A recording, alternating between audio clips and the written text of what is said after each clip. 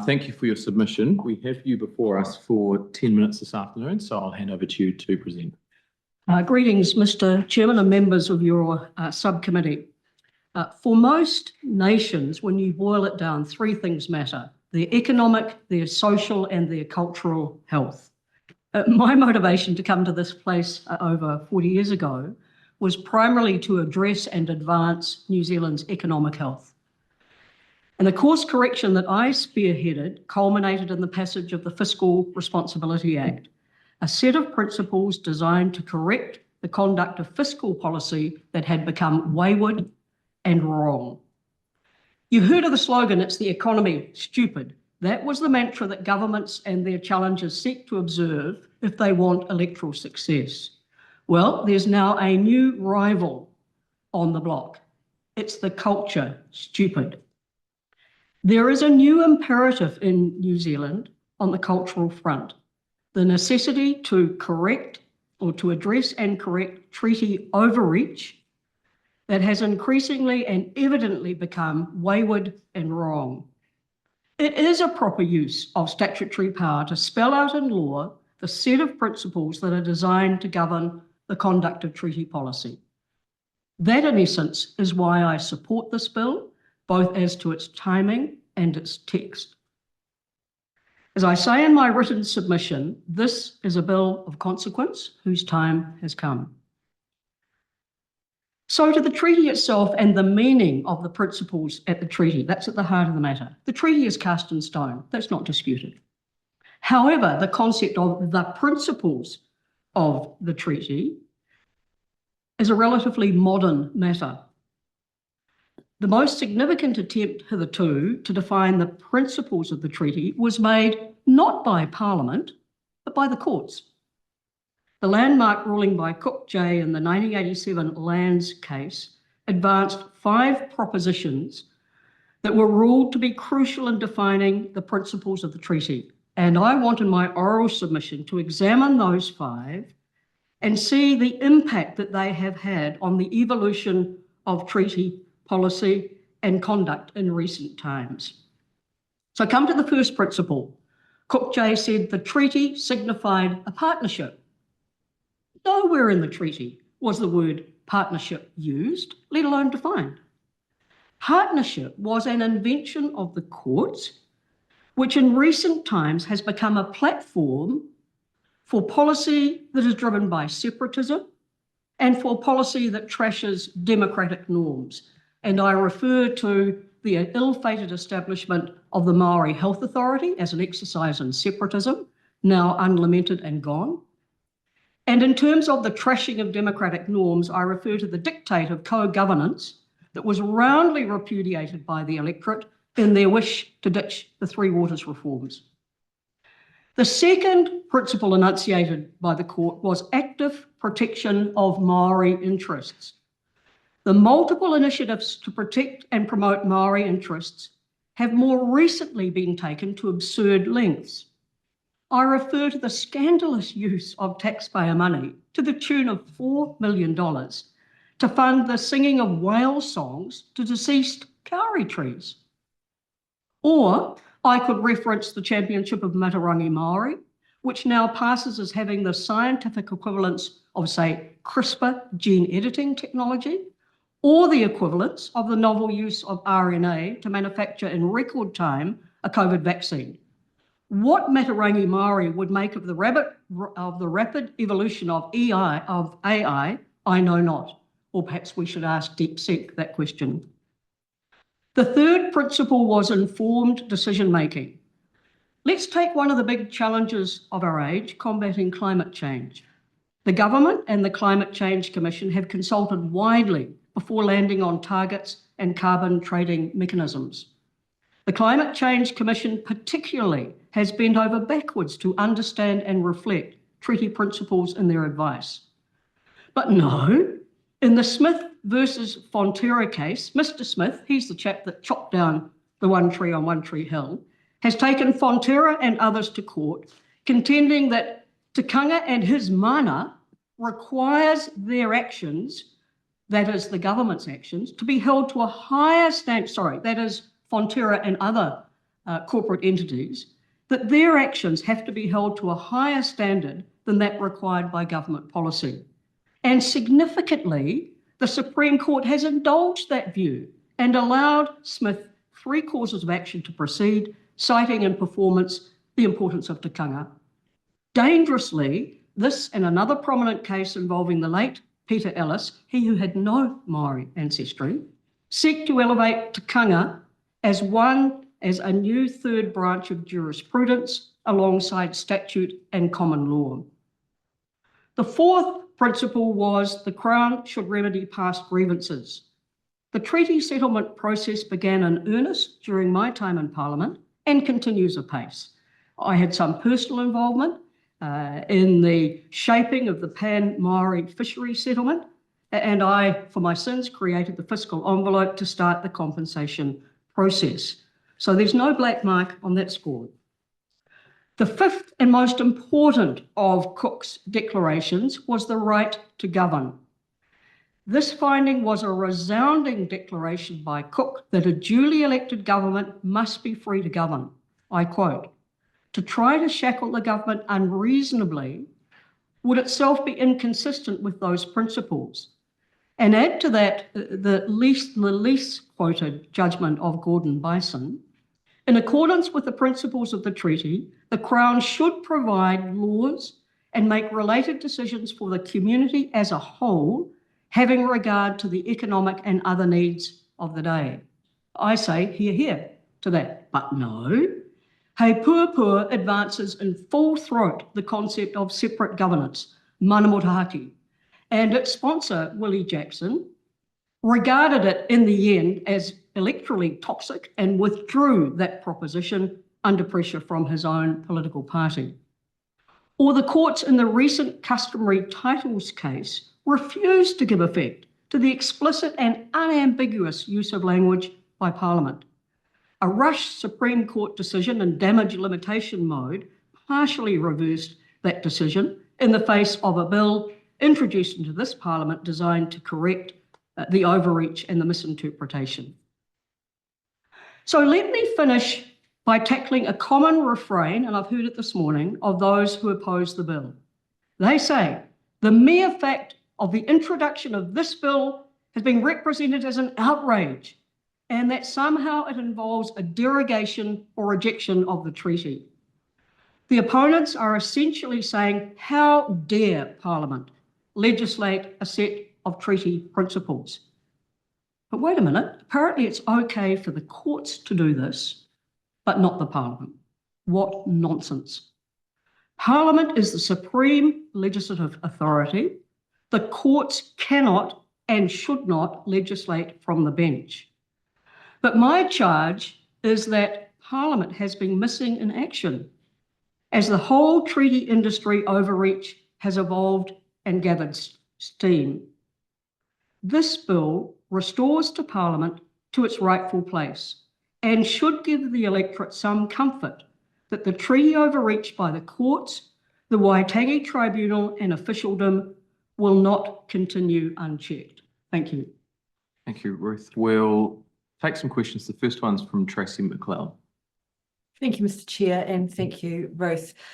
You said that partnership was an invention of the courts, presumably as a means by which to interpret the treaty. So how would you rate Parliament's execution of the treaty, Te Tiriti, up until the last 50 years, where the courts took that upon themselves to provide those principles? In my submission, I say that the evolution of the principles of the treaty has happened by accident rather than by design. In other words, Parliament has stayed out of that fight. It has made references in statutes to have regard to the principles of the treaty, but has never been game to define them. The courts have filled that vacuum. I say Parliament must now step up. If I could just clarify, my question was specifically, how do you think that Parliament had done, how do you rate their efforts prior to that happening on honouring the treaty, on executing the treaty? Well, that is another kettle of fish. This is a story about the principles of the Treaty of Waitangi. Parliament has had fitful efforts to involve itself. Primarily, it's been left to governments by way of treaty settlements, which Parliament has then ratified. But my point is what Parliament has done has effectively abandoned the definition of the principles of the treaty and let it be determined by unaccountable authorities, the courts, the Waitangi Tribunal and officialdom. Thank you, Ruth. Thank you, Tracy, for the questions. That's the time we have this morning. Can I just acknowledge your presence and your submission on behalf of the committee? We do thank you for being with us. Thank you, Mr. Chairman. We are going to go to a submission from John Malcolm. We don't have Ngāti Tūwharetoa with us, so I'm going to invite John to join the committee. And John's joining us online.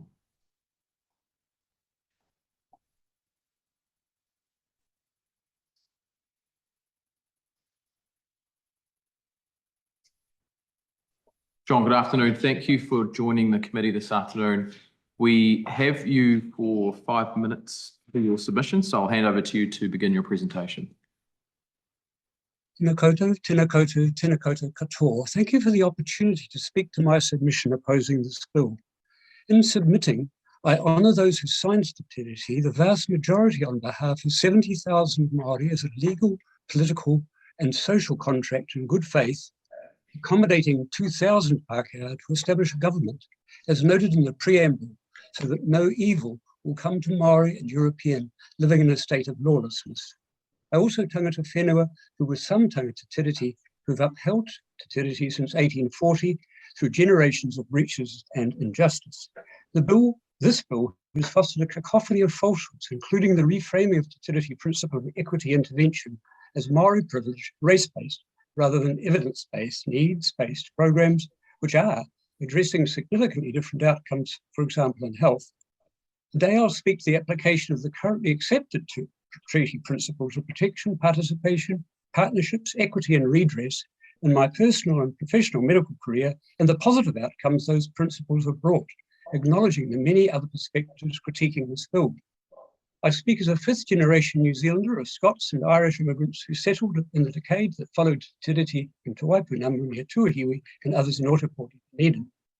During my Otago medical training, I enjoyed friendships within the Otago University Māori Club, began learning te reo outside, and valued the language and cultural learning. I interned in '72 with Drs. Ian Pryor and Claire Salmond at Wellington Hospital Epidemiology Unit. Claire established deprivation deciles as a measure of the links between socio-economic challenges, households, and health outcomes. We researched in Tairāwhiti, then attended a tangihanga ruatahuna of a wahine with rheumatic heart disease. We were welcomed by Ian's colleague, John Rangiho, later author of Poau Te Atatu, with whom he had partnered in research 10 years previously. They had found the 5% prevalence of rheumatic heart disease in that community, a lesson for me in partnerships and relationships. They were inspiring. After training in urban and rural New Zealand, Jamaica and UK, I returned as a consultant paediatrician in Rotorua for 17 years from '86, continued my te reo learning, and strengthened professional whānau working relationships followed, whether in emergency department contact during meningococcal epidemics or in clinics with children with disabilities. The Well Child provider Tipu Ora, founded '91, had Bill English support and demonstrated the value of queer role models, cultural and whānau knowledge. Tipu Ora's staff training courses had our paediatric teaching support, exemplifying partnerships. We'd known for years of the disproportional rates of rheumatic fever for Māori and Pacific. I returned to the Bay of Plenty in '07, this time whakatāngi. By '08, we'd learned from Ngāti Hine Northland success in rheumatic fever prevention, and by '09, the first of 4 Hauora-delivered school-based programs supported by primary care providers began in Ōpōtiki. Minister Tony Ryle of Health opened Kawaro's 2010, and Tariana Puri, Associate Minister Murupara's 11, Ngai Tūhoe 2012. We saw the rate of rheumatic fever drop for school-aged Māori by 60% in the most deprived districts, while it doubled in Whakatane without such interventions and improved in the West. Our research published 2020 describes a solid example of participation, partnerships with Crown agencies in Hauora, clinicians in Kaimahi, fulfilling the obligation and treaty principle to protect health, address rural and Māori health inequities. Recently this month, we published our research on skin infection and strep throat programs and what happened to rheumatic fever, comparing this recent decade to the previous one. While skin infection rates dropped 40% for Māori and New Zealand European preschoolers, Māori and Pacific preschoolers had 6 times the European admission rates. This evidence supports both universal and focused targeted services, such as hauora delivery to address health issues, close gaps and deliver equity outcomes. While encouraged that the rates of school-age Māori rheumatic fever declined in the Bay 30%, the rate remains 24 times that for New Zealand European students. My professional journey of 50 years has been focused on both individual and whānau care, but also hapori community. The insights arising from upholding current principles of Te Reti Waitangi been an essential part of daily work, practical services, evaluations and research. It's long past time for the active promotion of Te Reti as our founding document and a foundational ongoing legal contract. Revised principles of the current bill are but a faint echo of the Bill of Rights. To close, the mana of Te Reti has been undermined and the mana of this government by its actions too. It's time for this government to commit to reflection, restorative justice and redress and find a new appreciation of the established Te Reti principles and especially evidence-based equity-guided programs. I ask that this bill is voted down, no referendum occurs. Thank you for the opportunity to speak. Thank you, John. That's well timed. It's the 5 minutes for our session this afternoon. So just on behalf of the committee, I want to acknowledge your submission and for being with the committee this afternoon. Thank you. We are now going to move to a submission from Hinerangi Edwards. And we'll just get Hinerangi to be brought into the room. This is online as well.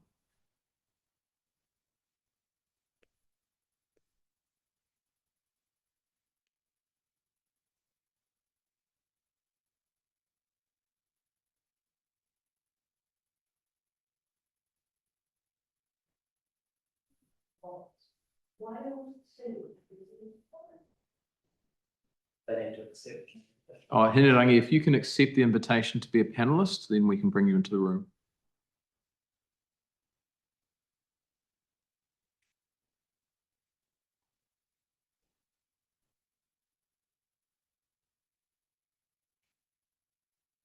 Anyone else online ready? We have 155. Oh. We might see if we can get Hinerangi with us. Otherwise, we can probably go to Medi if she's ready. No, that is jumping ahead a little bit. Oh, no, we're good now. Okay, who with? Hinerangi. Hinerangi. Okay, thank you.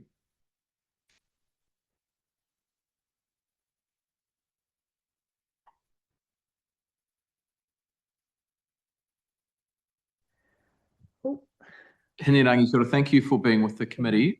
Thanks for joining us slightly earlier than expected. We have you for 10 minutes this afternoon, so I'll just invite you to begin your presentation. Tēnā koutou, ngā mihi nui kia koutou. It's with deep knowledge and respect that I accept this invitation to submit, knowing that not everyone has this opportunity. I acknowledge the connections that we have amongst each other as well, the electorates that you serve in, some of them in which I have whakapapa to, in other areas that you whakapapa to. For example, Mr. Chair, as a Taranaki descendant, I acknowledge your ancestors and they're looking after and protecting my ancestors in the 1860s when they were incarcerated without trial for a number of years throughout the South Island. I acknowledge you all. There are three areas that I would like to share to discuss today. One area is about education. One is about having tools, appropriate tools to have fair and careful conversations in a respectful way. And the third is looking at tātou, the word tātou, and I'll explain that a little bit later.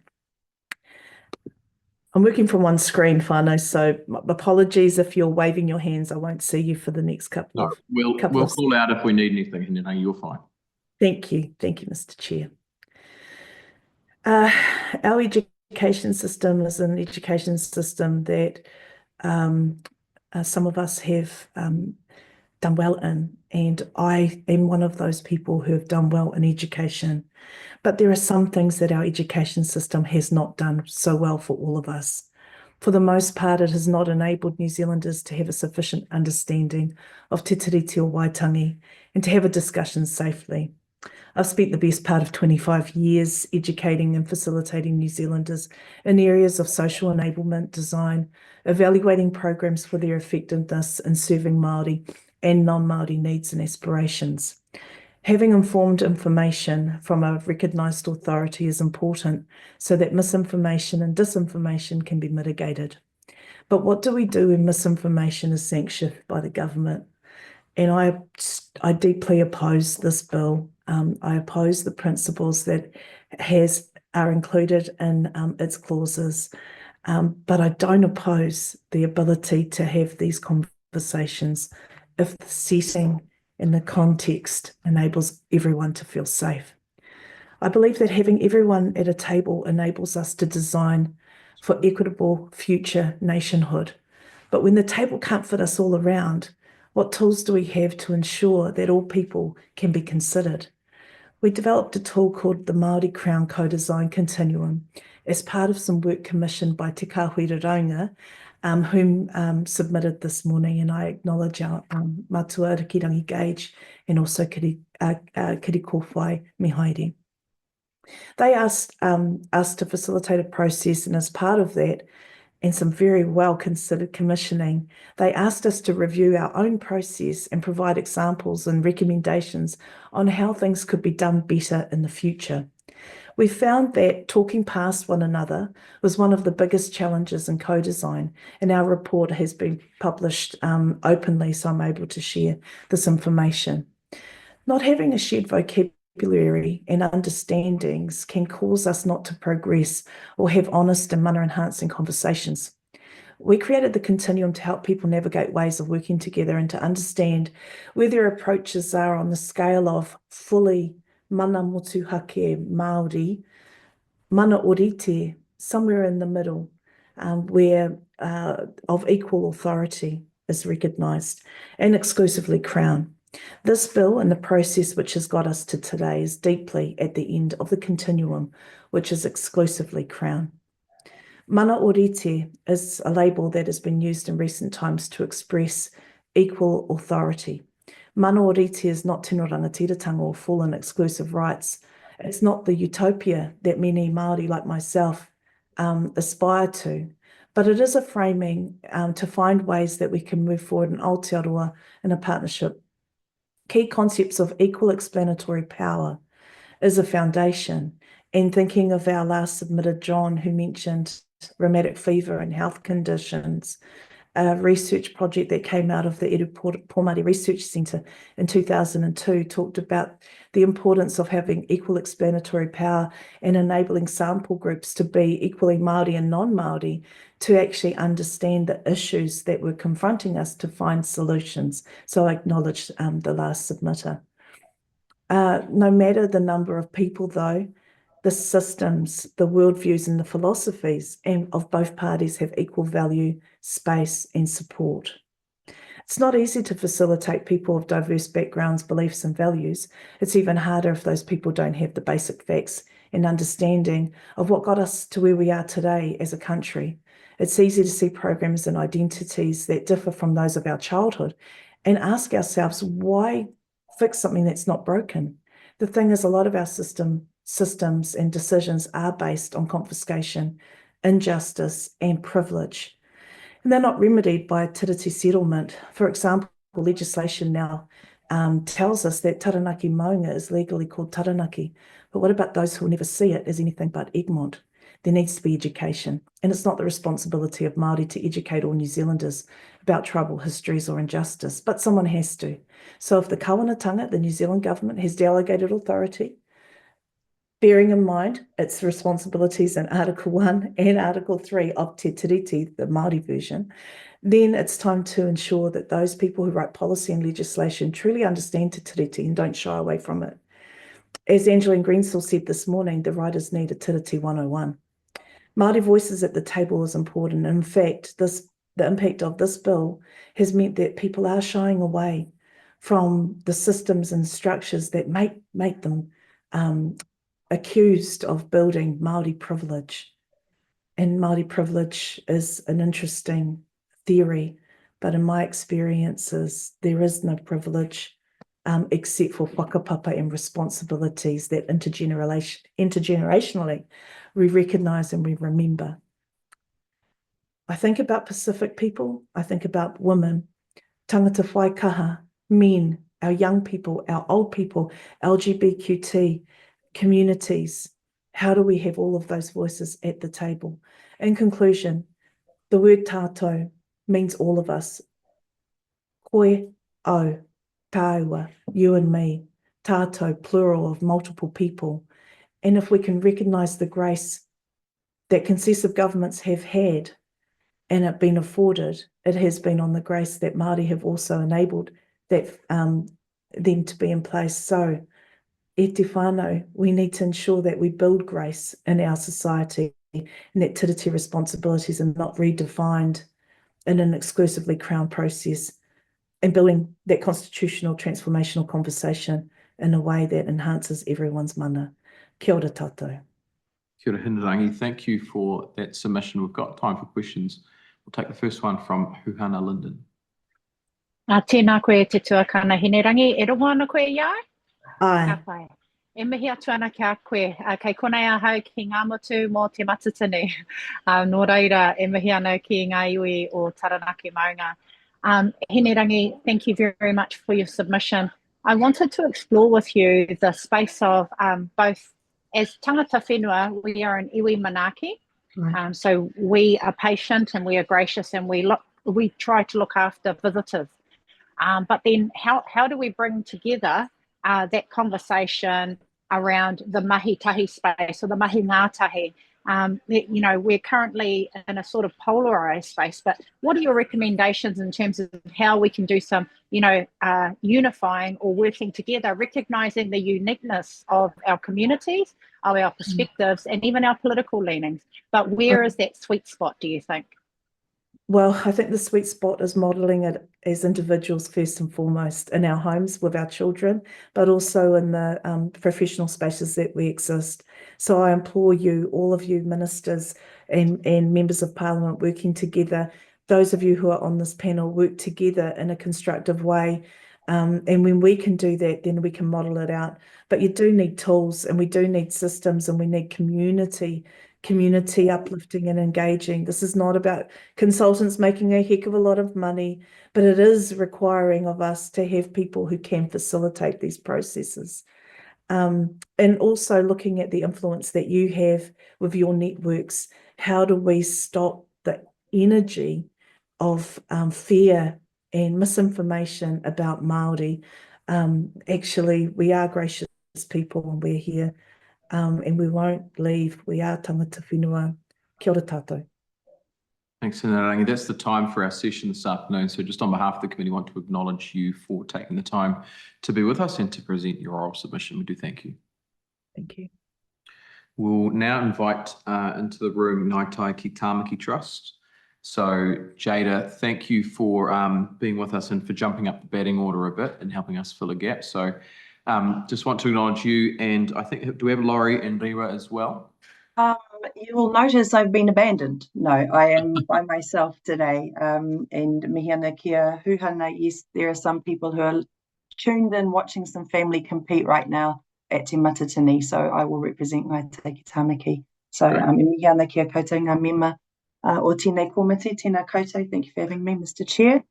So in the context of Ngāi ki Tamaki, o te horapaki o Ngāi ki Tamaki, here i tēnei o te whatatau rawa ko te rau kohe. I whakapapa also to Ngāti Maahanga Horua, Ngāti Pāwa, Ngāti Kauwhata, and then probably the Isles of the United Kingdom and Scandinavia and Eastern Europe, like I would imagine a massive blend of New Zealanders do. So my name is Jada McPhee, and I'll be representing the Ngāi ki Tamaki Trust this afternoon. So thank you for the opportunity to speak. So I'll be speaking to the submission made by the Ngāi ki Tamaki Trust, where we stated our opposition to this bill. It is our hope and our expectation that the bill is not progressed any further beyond these hearings. Each submission that we've made to the Crown over the last 12-ish months has contained, I would suggest, a relatively long preamble that we consider to be whakawhanaungatanga, or an opportunity to be a relationship tool for those receiving these submissions and ultimately for you as committee members. We do not assume that everyone has worked with us before or know who we are as an iwi, where we come from. So while we appreciate that context and history that we repeat with every submission we make can be repetitive, we consider it necessary. So I'm just going to start with some commentary in addition to our submission, assuming that it is read. And I'll open by saying it is disappointing to be here, in a sense that we find ourselves having to be in front of a select committee to oppose what we consider to be an attack on the treaty principles, and further on Te Tiriti o Waitangi. Ngāti ki Tamaki as an iwi, we've fought too hard and too long over the years. We have struggled and we have toiled, in some cases exhausting both pūtea, personal hauora. Most recently, we've worked ourselves into early graves to ensure that the Crown and its agents and its governments have acknowledged the whara that's been committed against our tupuna or against us, and the multiple broken promises which continue long after settlement's concluded. So our settlement was wrapped up in 2018. It was sorely won. It is unsatisfactory on many levels. It's still in negotiation in some parts. But despite that, we continue to work with the Crown. We've had to hold the Crown to account in the courts of this land, and in some cases the highest court, to remind the Crown of our rights under Te Tiriti, which would allow us to move forward. We believe we're not yet in a place, however, contrary to colloquial rhetoric, that we as Māori are privileged above everyone in this country. We do not believe that we get to experience the full privilege of living in a country that has Te Tiriti o Waitangi as a foundational constitutional document. We have, under Te Tiriti, opened the doors and welcomed everyone, and acknowledging the earlier comments around being a people of Manaaki. We've welcomed everyone in from across the globe. This is living proof of that, yet we continue to be marginalised. And while that foundation continues to be repeatedly shaken by members of the Crown, this will continue. It's 2025, and we believed ourselves to be long past 1850s philosophies. It makes me think, when I was writing this process, of Dr. Isaac Featherston and his smoothing of dying pillows, because we as a people were supposed to be dead. From that same era, our tupuna were encouraged to be good Māori and to participate in the system and to use the newly formed court systems and Māori land court, and yet our tupuna's minutes went missing from these court documents immediately when they were to be used and judged and ruled. We were encouraged to manaaki and welcome settlers. We were encouraged to fly the Union Jack to encourage trade and our willingness to participate. Ngāti ki Tamaki did that. And we were wrongly accused of inciting open rebellion. And it was a beautiful excuse to confiscate, in one example alone, 51,000 acres of prime Tamaki Makaurau whenua. So our parents, my grandparents, my great-grandparents, and beyond, they've spent generations navigating governments of the day and their various different appetites to acknowledge and accept historical breaches and to move them into legislation. But I would say it's fair to assume that in this room, we all know that what's provided for in those settlement acts are neither fair nor just or equal to what was lost. We accept that, but I just wanted to highlight some of the bits I think that are really pertinent to this whole process. In Section 9 of our Settlement Act, so the Ngāti ki Tamaki Claims Settlement Act 2018, the Crown repeatedly acknowledges that it has failed and records multiple grievances. The Crown acknowledged it's failed in its duty to act fairly and reasonably towards Ngāti ki Tamaki. The Crown stated it had breached Te Tiriti o Waitangi and its principles. The Crown apology, which we have signed and framed and hung up as you walk into our whare tupuna at Umapuia Marae, it states that the Crown broke its promise to protect your interests, that it confiscated your whenua and promoted policies which had devastating economic, social and cultural consequences for Ngāti ki Tamaki. And it then went on to say, I think hopefully, that the Crown hopes that this settlement will lead to a new relationship that fulfills the expectations of our tupuna and mokopuna, a relationship marked by cooperation, partnership and respect for Te Tiriti o Waitangi and its principles. This process leads me to think, really? So we're highlighting to you all that given Te Tiriti Waitangi has been described in case law as a partnership, requiring both parties to act with the utmost good faith, the proposition of this bill to amend the treaty principles is considered by us to be a breach of good faith. And it demonstrates to us that perhaps the words on the apology hold very little value to the Crown right now. So no one can claim it is good faith to write a bill about how to engage with and relate to Māori, limiting the rights of Māori without Māori in the room. This bill was crafted about us without us, which is absolutely unjust, and I would say farcical, and almost as farcical as recent commentary that our reaction is over dramatic, because this is just an idea in a factory of ideas called politics.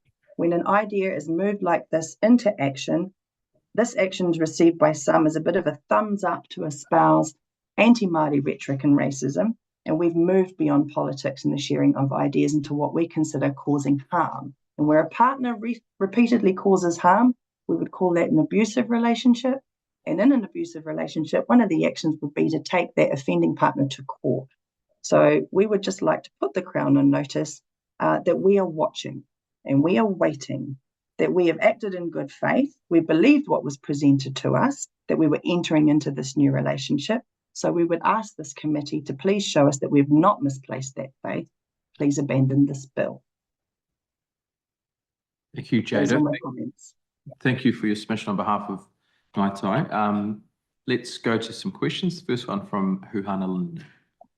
Tēnā koe, Jada, e mihi atu ana kia koe te rangatira, te tumu whakarai o Ngāi ki Tamaki, me te mihi ki te pāria matua Billy, me ngā mahi nui ko Aotearoa matua James. To our select committee members, our colleague Tamakotaka was the CEO of Ngāi ki Tamaki, and now we have before us the rangatira of Ngāi Jada, this wahine toa. And I want to acknowledge the sincere way that you have put forward your concerns, particularly around the settlement and the apology received. The question is, when you have a Crown apology and it's on the wall in Umupuia, in the whare, and then you come and you see acts of the Crown undermining that apology and those sentiments of good faith that you hear in the whare when there's the settlement legislation passed through the House. How is the iwi feeling at a board level, but also on the ground? I think it's fair to say that we are feeling frustrated and disappointed that we're potentially finding ourselves in litigation again. We're not afraid of litigation. People who know us know this. And at the same time, we are prepared to fight to ensure that we keep, as we do our own selves accountable, that our partner, the Crown, accountable as well. So there's been a bit of a rallying, I think, around this particular bill. Thank you. Thanks, Jada. Thanks, Huhana. That's probably the time we've got this afternoon. So just on behalf of the committee, I'd like to thank you for presenting on behalf of your team, and I just want to wish you best for the rest of the day. Ngā mihi. Thank you, everyone. Ka kite. We are now scheduled to have a submission from, it's an interesting page, Josh Jamieson. Josh is with us online, so we'll bring Josh into the room now.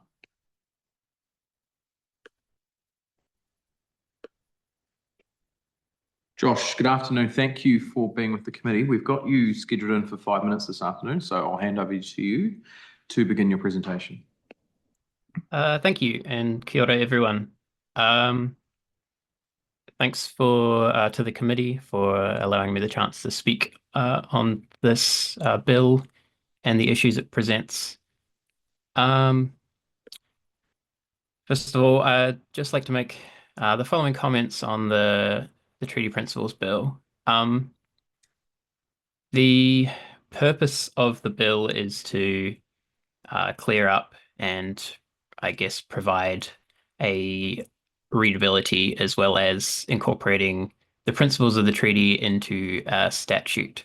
However, this bill provides for significant constitutional challenge, and I'd like to focus my discussion on these constitutional issues. Of course, I wish to echo what I'm sure many other submissions have said, that the one-sidedness of this bill presents many, many challenges. It's a breach of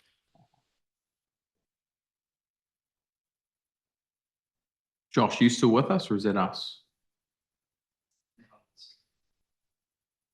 We'll just pause the timer for a The second. bill is, Sorry, Josh, can you hear me now? sorry, yes. You might want to rewind about 15 to 20 seconds. You just froze on us and we kind of got you just at the end of your intro. My apologies. My internet might be a tad unstable, but hopefully No. that should No, be you're fine. okay. You're okay. I've paused the timer. So if you just want to recap probably the last 15 or 20 seconds and then go from there. Oh, sure. Just a quick intro really of I'd like to focus on the constitutional challenges that this bill presents, not only sort of at its core, but in potentially the enforcement of such a statute, and the challenges that would provide.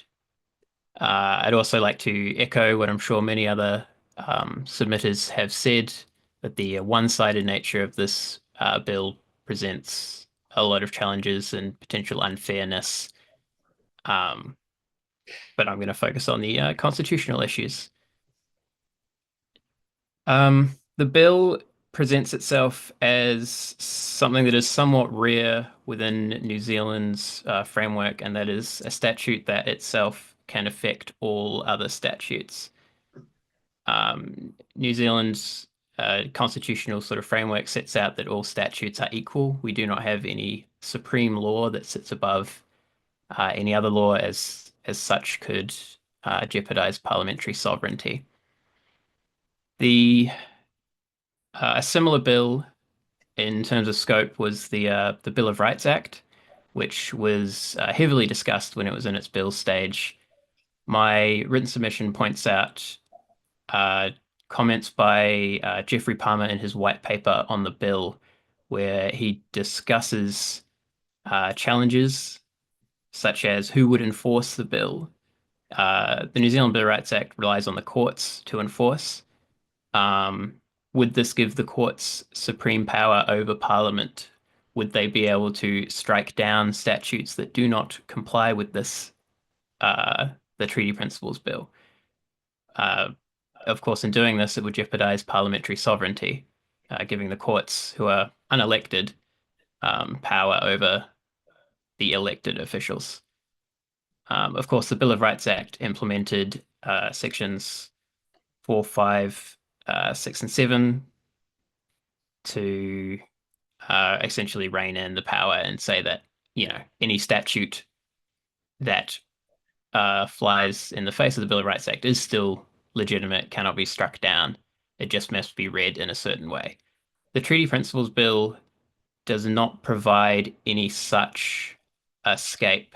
It's a simplistic and blanket piece of legislation that provides many complicated challenges. It has one section for exemptions that is things already discussed under the Treaty of Waitangi Act and in the tribunal. However, this is a very small part of what the treaty does, and you can find treaty principles expressed in many, many, many statutes. Creating a higher form of law, or potentially creating a higher form of law, is very challenging and is not something that has ever been done. The Bill of Rights Act, of course, is a very complicated piece of legislation. How it interacts has been discussed immensely by members of Parliament, as well as, I guess, legal scholars. Relying on the courts to decide and giving them potential power to invalidate enactments, which they might see as being contrary to the principles stated in the bill, would give too much power to the unelected courts. It also provides challenges potentially. Would it retroactively change past interpretations of earliest? Would this create potential to appeal past decisions?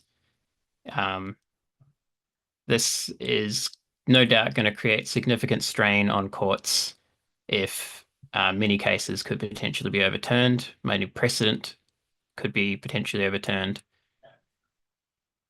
The principles laid out in the treaty principles bill only cover a very small percentage of what the Crown's duties to the treaty are. There are many statutes found in New Zealand that only exist because of the Crown seeking to uphold its duties that are found in the treaty. I guess one example, you can find examples from anything from education and so on, but one example might be the Māori Television Services Act, which is part of the Crown's ongoing obligation to protect the Māori language as a taonga or a treasure. Such a bill, how would that interact with the Act? Who would decide how that interacts with the Act? Could that be struck down by a court? These are all questions that the bill currently does not answer. My recommendation would be that the bill goes no further while these serious constitutional issues have not been addressed. There is nothing existentially wrong with wanting to define what the principles are, but such a mechanism needs to be thoroughly thought through. How it will interact with other statute and decisions of Parliament needs to be thoroughly thought through. A hastily put together bill that is simple in nature cannot fulfill this task. I would recommend to the committee that they work together to expand on research issues and deal with the constitutional challenges that such a bill would provide. Thank you. Thanks, Josh. Thanks for your submission this afternoon and for jumping up in the order just to help us fill a gap there. Look, we're a little bit over time now, but I was conscious that you've raised a few issues that hadn't been raised previously, so I wanted to allow you to air those out. So just on behalf of the committee, can I thank you for your time this afternoon and just acknowledge the submission you've made today. Thank you. Okay, we are now going to go to submission from is Matalaoa, Matalaoa Brown, who's joining us in person. So good afternoon. Come up to the table. Yes, absolutely, absolutely.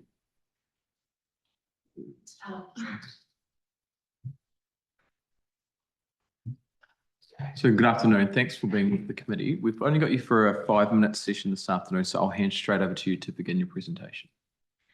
Tēnā koutou katoa, mālole ona sai, chair to our committees, those here today and those who are beyond this room. If I asked you to tell me who you are, what would you say? Would you tell me where you were raised, the language your grandparents spoke, the place where your ancestors called home? Would you even know? Let me tell you who I am. I am Matalaoa, a Samoan Tamaki carrying the name and markings of my ancestors. I am of Sātalo Whalealili, Matamata Nofo Whalatai, and the pristine shores of Sāwhotu and Manasseh in Sava'i. I am of my people and they are of me. And I am of Aotearoa. My brothers were born here. The father who raised me is of Ngāpuhi. I am Pakeha, of an ancestry I do not fully know. I take these few moments to tell you my story because this bill seeks to erase the story of this nation. And who are we without this story? Who will we be without our identity? My birth placed me in a small percentage of people in the world that can claim they are Indigenous to their land. We make up about 6% of the global population, yet represent the majority of the world's cultural diversity. You do not have to be an expert to know that in every region of the world, Indigenous people are concentrated in the lowest income, poorest outcomes, and shortest lifespans. We share a story of colonization, stolen languages, stripped identities, and displacement. That is our story. It carries pain, but it also tells of our resilience. And with every generation, we hope we will be the last to fight for our rights. When the rangatira of Aotearoa and the Crown signed Te Tiriti o Waitangi in 1840, it stood apart from how other nations have engaged Indigenous peoples. It set a precedent and served as a beacon to the world that Indigenous, and non-Indigenous people would work in harmony to build a nation. This bill turns us away from that vision of nation building. Masking as progress, it signals that Māori and all Indigenous peoples have no place in the future, that tangata whenua have no voice in the modern age.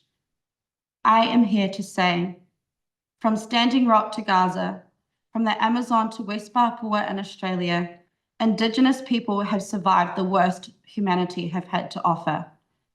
And despite efforts to erase us, we are still here. Aotearoa is a young nation with a bold spirit. Our nation is not afraid of rolling our sleeves up and taking on challenging issues. But this bill has created a climate where people feel uneasy, angry, or even afraid to open discussions. A discussion is needed, and our nation is deserving of a process that empowers how we can view ourselves within Te Tiriti.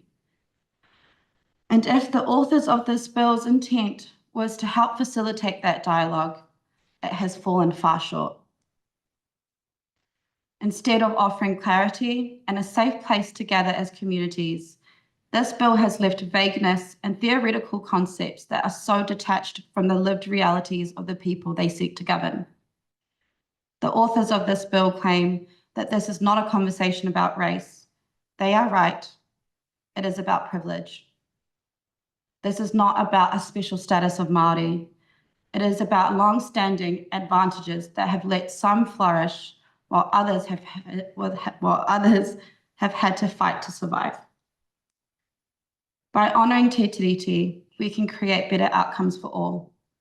Across Aotearoa, we have seen Māori not obstructing, but leading development where governments have often failed. Māori-led agriculture is restoring the land. Kura kaupapa students are outpacing national averages. Māori enterprises are driving economic growth. This is the story this bill wants us to ignore, risking the very models that could sustain Aotearoa in the years to come. Everyone in this chamber will be now very familiar with the principles of Te Tiriti. But what are the principles of good governance? What of integrity, accountability, shared decision-making? This bill is not just a breach of Te Tiriti, it is a breach of good leadership. A government that silences Indigenous voices is governing with an agenda for division. Is this the story we want to tell about Aotearoa? I reject this bill, and I challenge you all to do the same.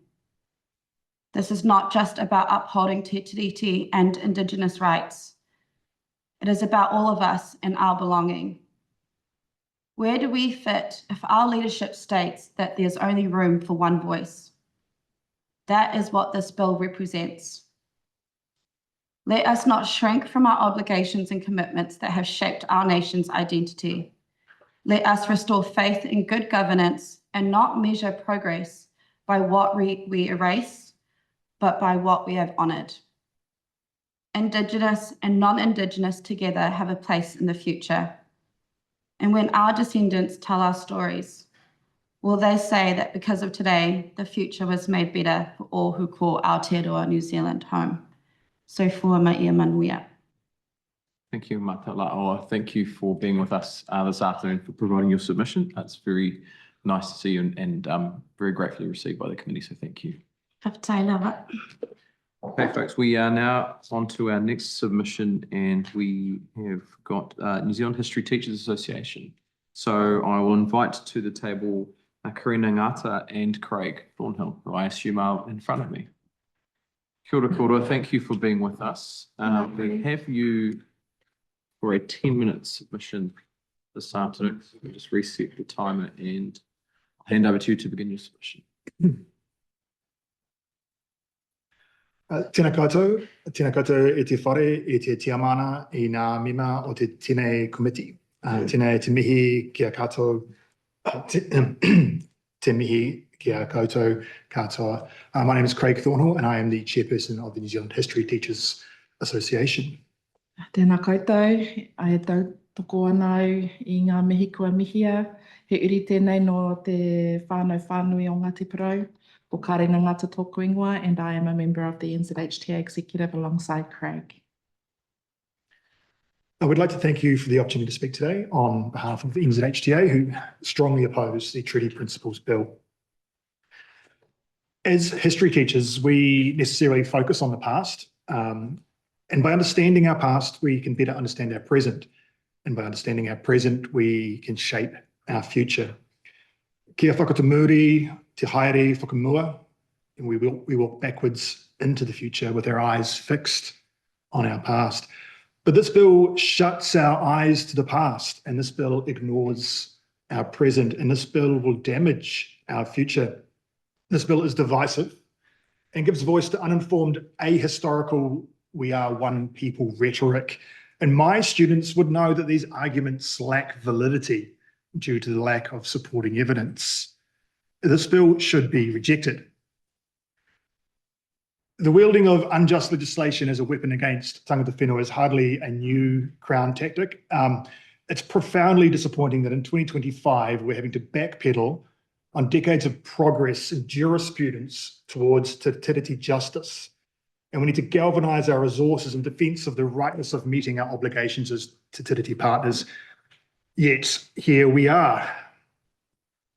This committee has already heard several historians give blow-by-blow accounts of how this so-called principles of this bill breach te tiriti o Waitangi, and we thought for our offering we'd communicate why any conversation about treaty principles that is not firmly grounded in the historical context and kupu of te tiriti o Waitangi, the document in Te Reo Māori, is egregiously flawed. History teachers make our living by educating ākonga about our past and equipping them with the critical thinking skills required to evaluate historical evidence and arguments. And as history teachers, we contend that the ideas contained in this Treaty Principles Bill do not reflect historical reality. And instead, they demonstrate a woefully inadequate and harmful interpretation of our shared history. We believe this bill subverts the original intent of te tiriti o Waitangi by distorting the promises made to tangata whenua when Britain first sought a legal foothold in the independent lands of Ngā iwi Māori, and we oppose the bill on this basis. The bill attempts in one fell swoop to absolve the Crown of historical, present and future te tiriti transgressions, and in doing so destabilises the significant gains we have made towards healing and reconciliation through the tribunal processes. And this bill could deepen the wounds of past injustices by reinforcing a narrow, incomplete and ultimately harmful interpretation of the treaty's significance. And furthermore, this bill dishonours the legacy of all those te puna who have tirelessly engaged in 185 years of resistance against what continues to be an assimilatory and dispossessing process of colonisation. And this bill ignores 50 years of robust tribunal inquiries, but also decades of historical and legal research undertaken by Aotearoa's most distinguished academics. Ranganui Walker, Moana Jackson, Tom Roa, Anne Salmond, Claudia Fletcher. Recently, Ned Fletcher's research and writings have contributed to our understandings of the true meaning of te tiriti. And ignoring the decades of scholarship, this bill has no basis in research or in contemporary academic understandings of te tiriti. We, as teachers, teach our ākonga to research, to look at the sources, and to read what academics have written. The writers of this bill seem to have done none of those things. He whakaputanga o te rangatiratanga o Nuterini, the Declaration of Independence of New Zealand, signed in 1835, holds significant relevance in any discussion around te tiriti o Waitangi and its interpretation. He whakaputanga was a declaration to the international community of the pre-existing absolute authority Māori exercised in their whenua. Importantly, this assertion of Māori rangatiratanga was acknowledged by the British Crown. Article 2 of He Whakaputanga explicitly states that no one has the right to make laws here other than rangatira Māori, unless that person was appointed by them and answerable to them. 5 years later, the granting of kawanatanga by rangatira in Article 1 of Te Tiriti is the enactment of that provision. In other words, at no stage was Te Tiriti intended to supersede He Whakaputanga. Ko te whakaputanga te tuakana, ko Te Tiriti te taina. He whakaputanga is therefore an important context through which to understand Te Tiriti o Waitangi and its provisions. Consisting of a contextualizing preamble, 3 articles and an oral covenant, Te Tiriti o Waitangi, the text in Te Reo Māori, is now widely regarded by historians and legal experts both here and internationally as the authoritative text. This is because it was the document that was presented to rangatira, discussed, debated, amended and signed by rangatira on the 6th of February 1840 and subsequently by 500 or over 500 rangatira around the motu. In comparison, the English document fails to meet the standard of what constitutes a legitimate treaty. It is not a translation of Te Tiriti, nor is it a version of anything. Yes, it was signed by some rangatira, however, those signatures were gained under dubious circumstances, and the validity of the document in English was fatally undermined in 2014 when the Waitangi Tribunal found that Māori did not cede sovereignty. The English document would have us believe that rangatira Māori ceded their mana to the British Crown. This is not only politically absurd, but culturally incomprehensible. The idea that rangatira were prepared to reach into themselves and somehow extract their mana rangatira, that which had come to them from their whenua and through their whakapapa, that which they had exercised and fiercely protected for generations so that they may be able to pass that on to future generations, that which they had declared to the international community only 5 years prior, to believe that they could somehow extract this from their very being and gift it to a woman on the other side of the world whom they had never met, at a time when the ratio of Pākehā to Māori was 1 to 50, well, it requires a willing suspension of disbelief. In fact, it's an indictment on us as a society that this particular colonial fiction has been so successfully promulgated across generations of New Zealanders. We see this as being indicative of the importance of a greater, more informed and more critical understanding of our histories. This is why the NZHTA argued for a compulsory histories curriculum in schools, and this is why we actively support the teaching of our histories through the understanding of mātauranga Māori concepts such as mana, whakapapa and tūranga waiwai in English medium schools. Te Tiriti must remain the authoritative document in its own right, with its historical and legal interpretations guided by the Waitangi Tribunal rather than by a codified set of principles. By reducing Te Tiriti to mere static principles, this bill compromises Te Tiriti's inherent complexity and reduces its capacity to serve as a constitutional document that can continue to address the needs and aspirations of Māori today and into the future. It's time to break the harmful cycle of repeated treaty breaching, grievance and reconciliation. It does not serve us. It is time to honour the promise that legitimises the place of Pākehā on the tūranga waiwai of ngā iwi Māori. It's time we start to live side by side with integrity. It's time to honour Te Tiriti o Waitangi. This bill moves us in exactly the opposite direction. The NZHTA therefore recommends that the Select Committee advises Parliament to reject this bill in its entirety. Tēnā tātou. Thank you, Craig. Thank you, Karina. Thank you for your submission this afternoon. That's probably draws us to the end of the 10-minute slot. So I just want to acknowledge both of your presences, your presence on behalf of the committee, and thank you for your submission. Kia ora. Kia ora. We'll move now to the next submissions joining us online, and this is Mary Skerrett.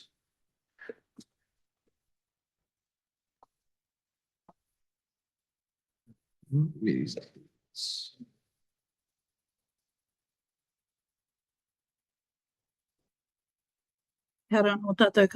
you hear me? All right, thank you, Mary. We can hear you. Thanks for joining the committee. We've got you for 10 minutes this afternoon, so I'll hand over to you. Kia ora. Ngā mihi nui rawa atu ki a koe, James, mo te ngā whakaro kia kuhu atu I tēnei wā. Certainly loving listening to all of those who are actually opposed to the bill and in awe of our young people coming through. Well, no, me re Skerrett Toki ingoa, Associate Professor, Victoria University, National Vice President of the Māori Women's Welfare League, who have spent nearly 80 years arguing these issues around the treaty language revitalisation. So I have a strong commitment to Māori language revitalisation, having dedicated many years to kohanga reo kura kaupapa Māori and now lecture in education in the university sector. I have expertise in developing bilingual children with a focus on Māori language acquisition, mātauranga Māori, including Te Tiriti o Waitangi. The treaty, I acknowledge, is as central to Māori sovereignty and Pākehā sovereignty. They are compatible, as is the protection of our taonga katoa for all of us, the whole country. But importantly, in all of this, it is central to Māori lifeways, as they were back in the day when it was signed, as they are now. So here's the thing, we didn't disappear, and we're not going to go away in a hurry either. My opposition to the Treaty Principles Bill, lack of understanding, exacerbated by the lack of knowledge. The bill misinterprets the Treaty of Waitangi, diminishing Māori sovereignty, amplifying settler colonial power. Māori rights are being redefined. Proposed restrictive principles limit Māori rights to those defined by treaty settlements, which fails to reflect the treaty's broader intention of protecting Māori authority over our lands, our culture, and more importantly, language. And that's what I want to focus on today, and also our rights to self-governance. Māori on all counts.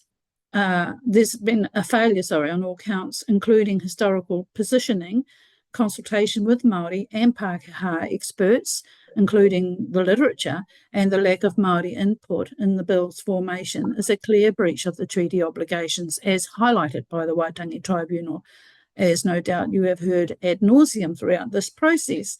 So the key issues in the bill for me, there are a few, 4 of them.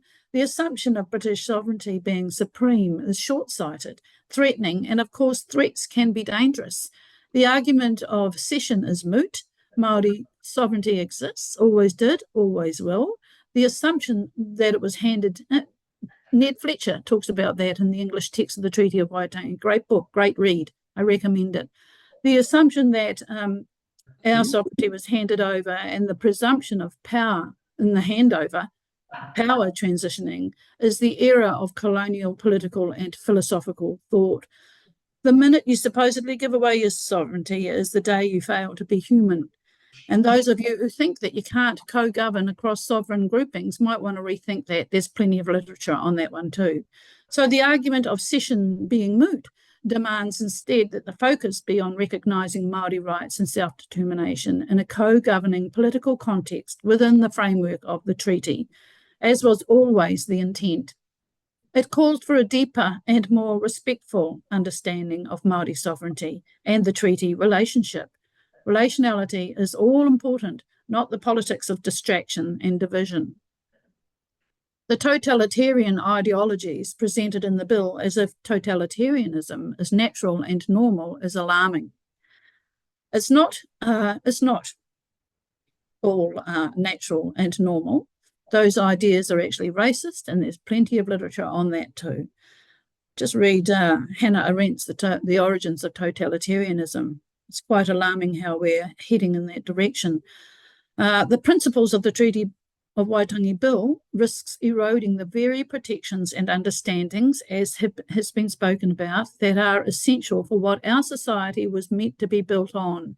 The government is urged to halt this stupid bill and get on with the job of responsible, respectful co-governance and stop wasting time, money and resource. If I might beg your indulgence to add a quote to my submission, which was lengthy and taken as read, I just want to add this quote because it's fairly telling and it's apt at this time. It's written by one A.H. McClintock in 1949, and it's called The History of Otago, the Origins and Growth of a Wakefield Class Settlement.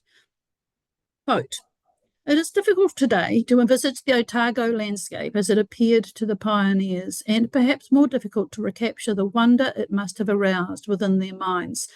For those who assembled on the decks of the John Whitcliffe and the Philip Lang to gaze with anxious eyes upon the land destined to be their home were greeted with a vista of what must have seemed an endless sweep of that subtropical rainforest, not the least among New Zealand's glories. Even to land-hungry immigrants, the virgin beauty of the scene must have made a strong appeal until the soon familiar sound of axe and the saw shattered the brooding spell of centuries, unquote. We must remember here that my Ngai Tahu southern forebears had lived with this land for nigh on 1,000 years, had lived according to the principles of kaitiakitanga, give and take only what is needed, and manakitanga, caring for the land. But all too soon they struggled to protect Papatūānuku, who sustained and provided them mahinga kai, or food gathering places, once the settler colonisers arrived, exemplified in the corresponding disappearance of the forests and the birds. And I go back to a little part of that quote, but the unique experiences of the settler pioneers were all too fleeting, and soon, very soon, a solitary bird note became the echo of a once lovelier song. For it was a tragedy, little understood or heeded in those early decades, that the native birds were fated to disappear at a rate corresponding to the destruction of the forest. Now, from a language perspective, as our lands were so mistreated by those very Scottish, Irish and land-hungry immigrants referred to by McClintock, and as the bird song disappeared, so too our very lyrical mellifluous language came under threat, corresponding to the rate of land loss and land use, shifting, for example, I'll give you an example. It's pretty hard to talk about Ealing when the Waiora was drained, and, all of those activities and the tikanga and the language around our mahinga kai in the south and the north, difficult to continue when there was such a huge shift in land use. So the treaty is full of promise and premise, protective promises based on the premise of rangatiratanga, including for our lands and our language. So land diversification, get rid of the cows and regenerate our native trees alongside Māori language regeneration and use. Exploit our advanced metalinguistic awareness of Māori English bilingual New Zealanders, and this nation will really start to prosper. So I will stand by the recommendations that I made to halt the bill, as has been promised in any event. It was promised that it wasn't going to go past the first reading, but let's see what those promises hold. Apologise to the nation for the misstep and what's going on, follow the Waitangi Tribunal recommendations, entrench the treaty in law, and finally work towards constitutional transformation as has been spoken about today, investigating the ways to future-proof and build our type of democracy, ensuring the treaty, dovetailed as it was into Te Whakaputanga, remains our foundational document, our Magna Carta, so to speak, cloaked with the kahu kiwi of Aotearoa. As Aotearoa Taonui said back on the 6th of February in 1840, Rūnanga te rama whakarongo mai, kaua e uhia te treaty I te kahu o Hinerangi, engari maua no ki tō kahu, te kahu kiwi o Aotearoa. So that was very prophetic statement to be made by Aotearoa Taonui back in the day. He was talking about basically akin to friends, Romans and gentlemen, lend me your ears. Don't cover the treaty with that cloak of England, but hold on to our dear feathered cloak, the kahu kiwi of Aotearoa. So with that, I've left a little bit of time for a question or two. Rōranga te rama, nei rā te mihi atu ki a koutou, mua koutou taringa whakarongo I tēnei wā. Thank you, Mary. Unfortunately, we haven't left enough time for questions. We're at about 30 seconds ago, and that's generally not enough time for any questions. So what I'll do is I'll just thank you on behalf of the committee for joining us this afternoon and for providing your oral submission to support your written submission. It was we're very grateful for you being with us. Thank you very much. Ngā mihi. We now have a submission from Simon Harger-Forde. Simon's joining us online. Kia ora koutou. Good, Simon, thank you for joining the committee. We've got you for 5 minutes this afternoon, so I'll hand over to you to start your presentation. Kia ora. Mihi tua tahi ki ngā tupuna tēnā koutou, te mihi tua rua ki ngā mema parimata. Tēnā koutou katoa, ka nui te kō me te hari ki te tūtaki a koutou. Ano ingarangi rawa ko mirihiki rawa ko airangi aku tupuna, e tipu ana ahau te mare o te mango auraki, i te taho te awa waitaki te rohia iwi ngai tasi. No te tiho maru ahau engari ko oti poti, toki kainga engari te mo te waihiki kainga taupua. Ko tangata tiriti ahau, ko Simon Harger-Forde tōku ingoa. Thank you for the opportunity to speak to you today. I come to oppose the Treaty Principles Bill, and I'll take my written submission as read and just talk today about three key complementary reasons why I think we need to stop this bill progressing. And the first of that is that Te Tiriti is the basis of an innovative and living partnership that is positive. And I acknowledge the significant and painful histories and significant wrongs and the massive erosion of rights that has occurred as a result of colonisation over the last 200 years in Aotearoa. I also acknowledge the power of redress, reconciliation and decolonisation that Te Tiriti o Waitangi has enabled over the last 40 or 50 years. It's not always been good and certainly not perfect, but it has been built on a strong foundation, Te Tiriti. And there are many, many examples of positive partnership being developed and tried as people have explored how to do active participation and tino rangatiratanga in contemporary ways that honour the wisdom and pain of the past. My own experience as a Pākehā child growing up in Dunedin in the 80s and 90s is an example of what we might call a tiriti-enabled childhood. My family knew nothing about tikanga me tiriti o Māori, but big in the story of my learning were kaitahu leaders and teachers, either teaching me directly or supporting those that did teach me. I learned the hakamau when I was 4 in 81 in Dunedin. I went on to learn many more waiata and something about history and tikanga and te reo and mātauranga Māori from many folks, to a point where I studied the Ngaitahu 96 settlement and the possibilities for devolution of health and social care responsibility when I was at university. These are all little examples of Te Tiriti at work, and little things added together are often the start of transformation. Ahakoa, he iti he paunamu. The second reason I think we need to oppose this bill is that to change a partnership, all partners need to be engaged, and it's been talked about so many times by other speakers. So this point is simple. The Crown can't redefine or renegotiate the relationship without their other partner, iwi Māori, being engaged. And my third point is we should oppose the bill because there's benefit and flexibility and some ambiguity.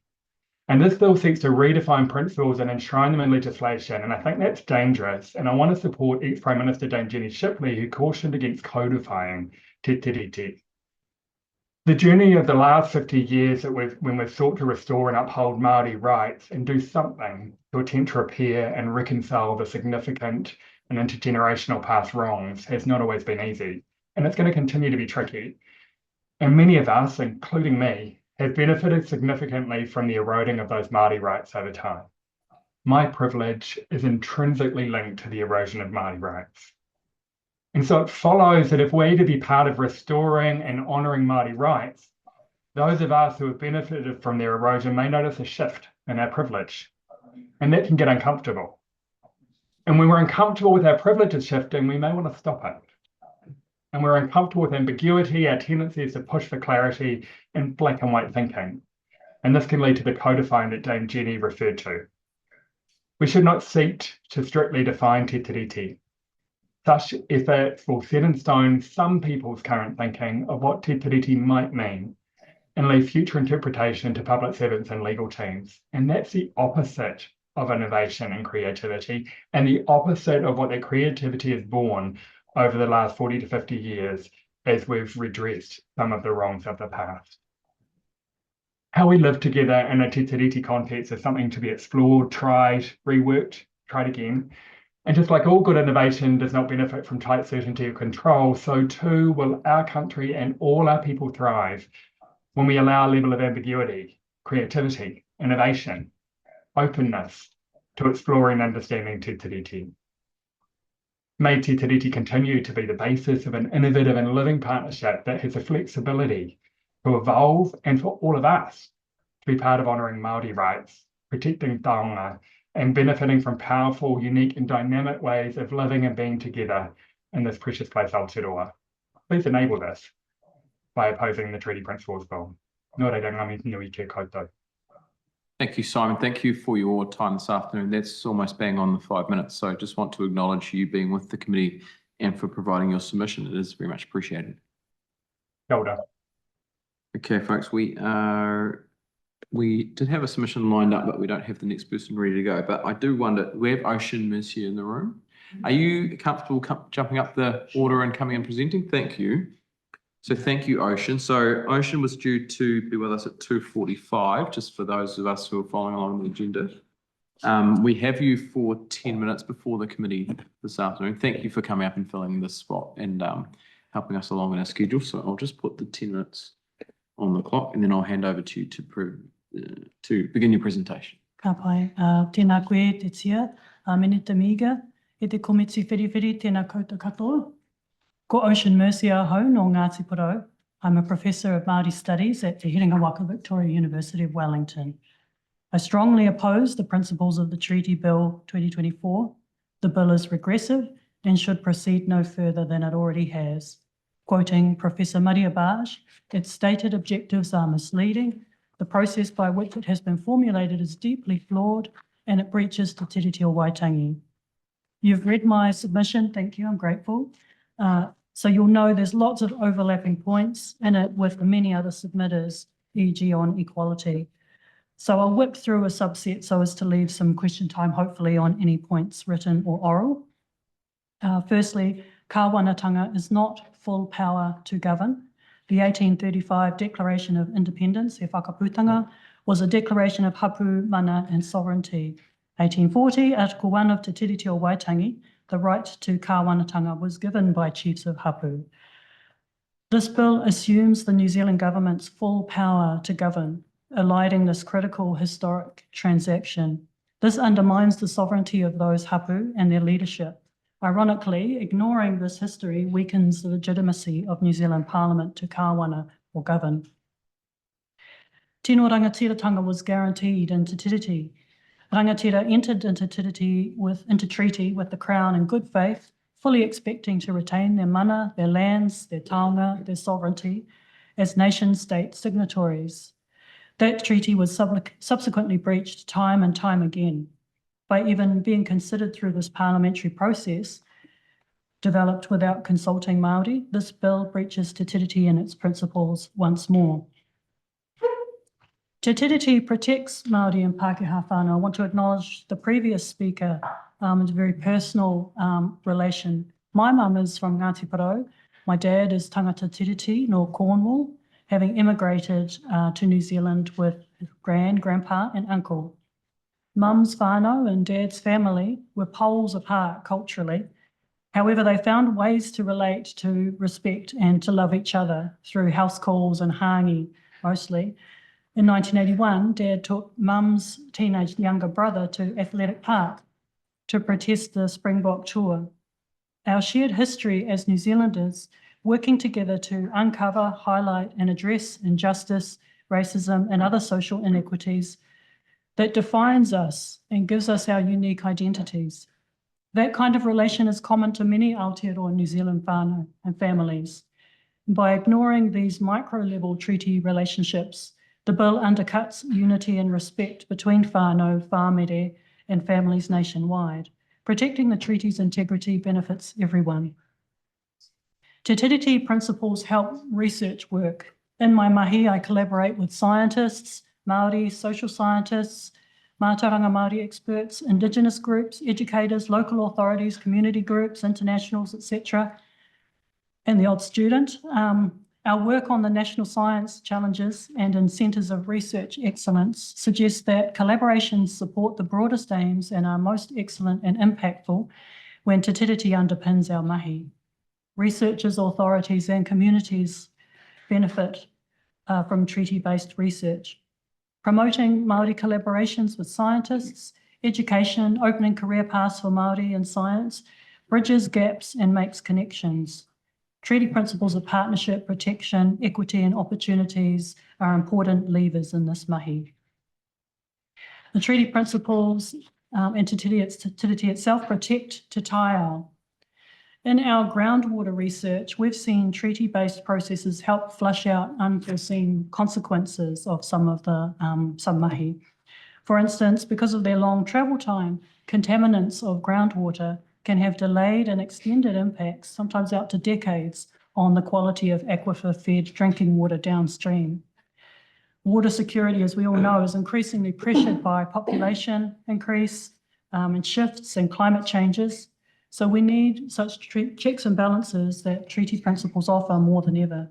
We don't need individualised, reductionist ideals that serve goals of segmentation, privatisation and compromise of the integrity of fresh water. Planet Earth's best protected natural environments are in Indigenous stewardship. The research has told us this and the world is awake to this now. Aotearoa New Zealand, through Te Tiriti, protects the rights of Indigenous Māori and relationships with whenua and taonga. Our nation can maybe retain global leadership in this space, but only if it rejects this embarrassing bill, to borrow the words of Ngā Rangahautira from yesterday. And finally, this bill is a waste of time and money, notwithstanding the wonderful opportunities to hear people's amazing submissions. We know you won't let it proceed further, but should it, the taxpayer faces spending months and millions on a blunt referendum where complex issues are boiled down to yes-no t-shirts. Imagine trying to undo good treaty work. At all levels of society, people would be rethinking and rewriting their treaty principle interpretations, statutes, codes, etc., which is a monumental waste of our collective imagination and intellect as a society. An enormous tax also on resources, colossal waste of time, massive injustice. It will create confusion and, as Tuku Roirangi Morgan put it, despair. In Professor Sasha McMeeking's words, the committee, please, should return the bill to the House with a resounding condemnation of its frustrating futility. Going forward, we need clarity, for instance, through ongoing and extended treaty education, revisiting of the constitutional conversation, mā tiki mai. This bill removes opportunities for a just Aotearoa New Zealand, and once again, I oppose it. Kia kaha e te komiti. Thank you. Ngā mihi. Thank you, Ocean. Thank you for taking us through your submission. We do have some time for questions. I'll start with Huhana Linden. Tēnā koe te rangatira Ocean, me wo kōrero kua hora ki mui a mātou, te komiti mō te ture e pāna ki tēnei ture mō ngā mātāpono te Tiriti o Waitangi.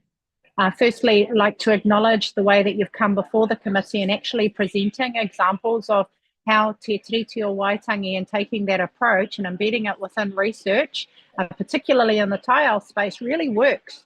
And there are some really good examples across our science challenges, but also in our kāinga, hapu and iwi working alongside councils and communities is really awesome. So thinking about the response and the large volume of submissions that we've received, but also the amount of energy that community, academics, across the board, we've had leaders from iwi, from hauora, all sorts present.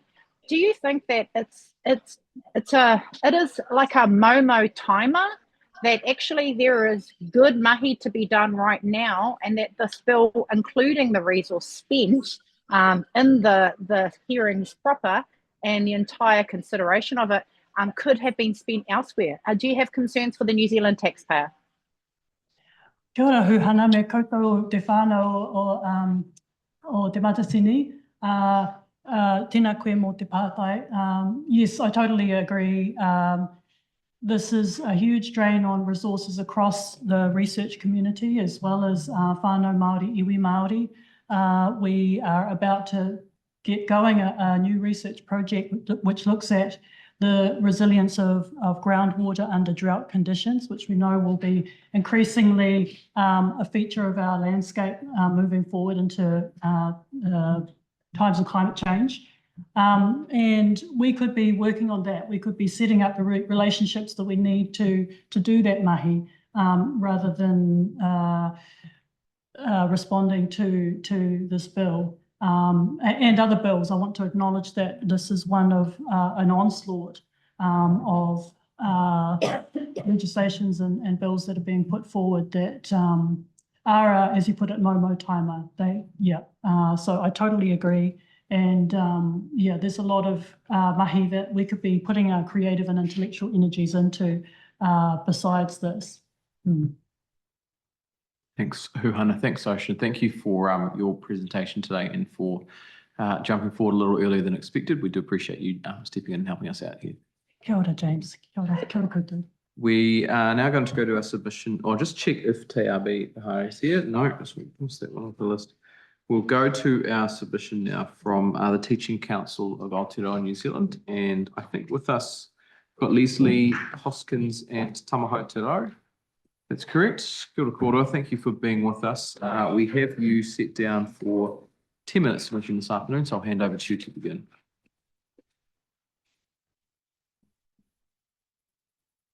E oa ki runga, e oa ki raro, e oa ki te matua iwi, e oa ki te matua tangata. Ka urura taku aroa ki te iwi o tēnei papa whenua. Ki te raukuroa, ki te atiawa, ki taranaki wānui. Nā mihi o te kā ui maunga ki koutou katoa. Kei ngā minita, kei ngā mema, me ngā kaimahi o te warempare mata. Nā mihi nunui ki a koutou katoa i tēnei wiki wakaharahara. Ara, ko te matatini. Te matatini o te kāui maunga, te kāui tupua, te kāui wairua. Tēnei nami o te kāhui kaiako. O Aotearoa ki koutou katoa, tēnā katoa mai. Kia ora, my name is Tamaho Te Rau. I am a nuri of te kāhui maunga. Wanganui, Ngāti rangi, taranaki wānui, Ngāti tuwharetoa, Ngāti raukaua, Ngā wairiki, Ngāti apa. I stand here, poho kereru, proud. Proud to be an active contributor to my iwi marae and to serve as a Deputy Chief Executive at the Teaching Council of Aotearoa, New Zealand. Mauri ora.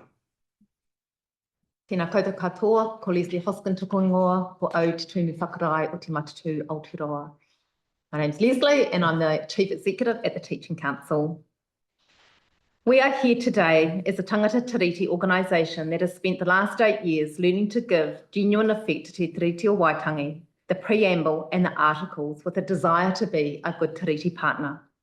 We are by no means experts, but we are willing learners. We are also here as a professional body for 116,000 teachers in early childhood, primary and secondary schools who have spent decades learning about Te Tiriti so they can better meet the needs of all learners. I want to mihi to every teacher for their commitment to this learning and to their utter determination, often against the odds, to ensure all tamariki and rangatahi have access to a world-class education.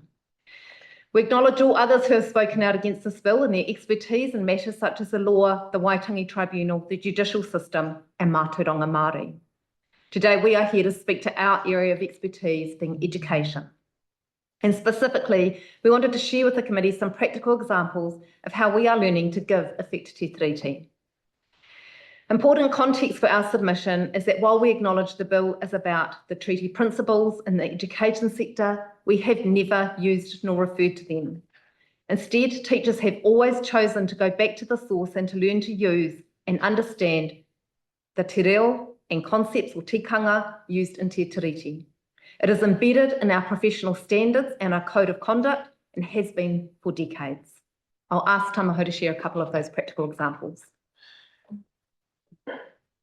At the heart of our mahi, the Teaching Council is deeply committed to being a treaty-led and values-based profession and organisation. We believe in the immense power of teaching, not just to educate, but to uplift, to empower and to change lives. Every teacher in Aotearoa, whether tangata whenua or tangata tiriti, deserves a place to stand, a place to belong, a place to call home in our education system. We believe that our role is to uphold the mana of teaching so that teachers can, quite literally, change lives. A powerful reflection of this commitment is our wall of identity, as provided in our written submission. A visual reminder of the shared whakapapa of Aotearoa. It symbolises our collective responsibilities under Te Tiriti, acknowledging the diverse identities within our profession, including Tangata Pacifica and multicultural teachers who are also part of Tangata Tiriti. This is the foundation of nationhood, a place where all teachers can see themselves and their role in shaping the future of education. Beyond symbolism, we take meaningful action.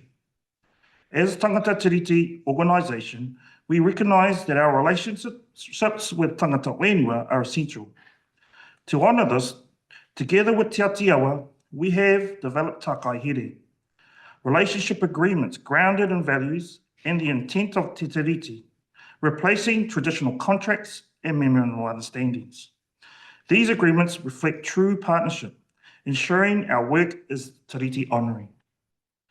We are proud to have takai agreements in place, including with Te Akatea, the Māori Principals Association, and local iwi Te Aotearoa and Ngāti Toa. These partnerships ensure that when we work within their rohe, our approach is iwi and Māori centric and Aotearoa New Zealand focused and aligns with the articles of Te Tiriti. This is a model for all teachers nationwide, demonstrating how our profession can uphold Te Tiriti in practice and at place. Through these initiatives, we reaffirm our unwavering commitment to an education system where every teacher, no matter their whakapapa, has a rightful place, whether Māori, Pasifika, Pākehā, or from many multicultural communities that now call Aotearoa home. Every teacher brings a richness of experience, culture, and wisdom that shapes the future for our tamariki. Some have walked this land for generations, carrying the matauranga of their tupuna.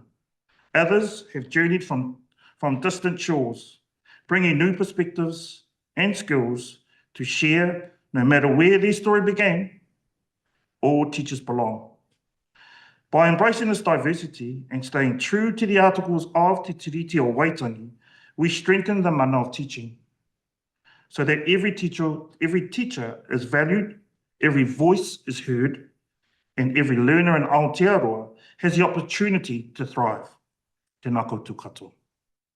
Our next example is a program we created for teachers called Unteach Racism, which was launched in 2019 in response to the systemic underachievement of Māori in our education system. It is not something they teach, but it is designed to help them change their teaching practice by learning to recognise racism and then use their skills as teachers to change the system. At the end of last year, we surveyed 20,000 teachers about the impact of these learning modules. 73% reported that Unteach Racism has changed their teaching practice. What we know is that effective teaching and learning is founded on good relationships. Good relationships include understanding the importance of the language, culture, and identity of learners and their whānau. One of the standards of the teaching profession is Te Tiriti o Waitangi partnership. Among other things, teachers are expected to understand and recognise the unique status of tangata whenua in Aotearoa, New Zealand, and practice and develop the use of te reo and tikanga Māori. Late last year, we surveyed principals, tūmwaki and centre leaders who endorsed the Practising Certificate of Teachers. Of the 1,066 responses, 53% said they believe that understanding and effective use of te reo and ngā tikanga Māori has improved learning outcomes. While we have some way to go, we are seeing positive impacts. I want to now refer to a sentence in the bill that I have found to be fundamentally untrue.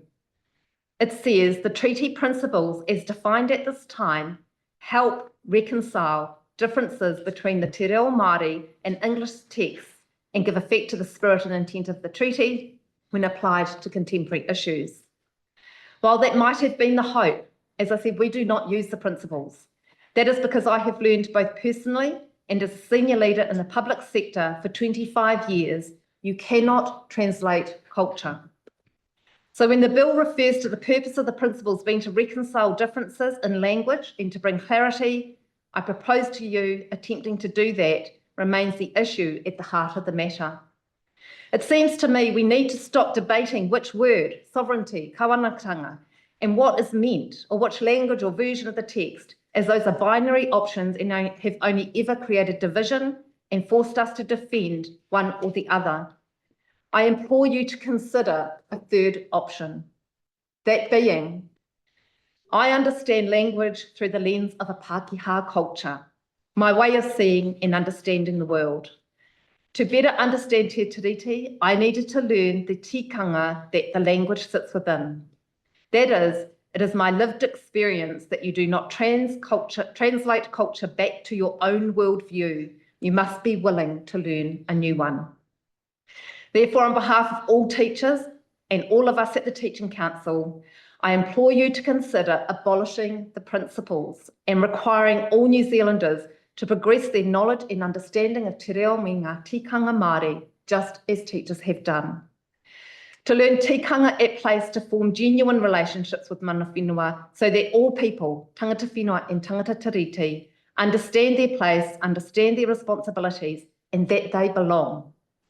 In doing these things, we believe that we will make the principles redundant because these things have been the foundation to the success we are starting to see in the education system.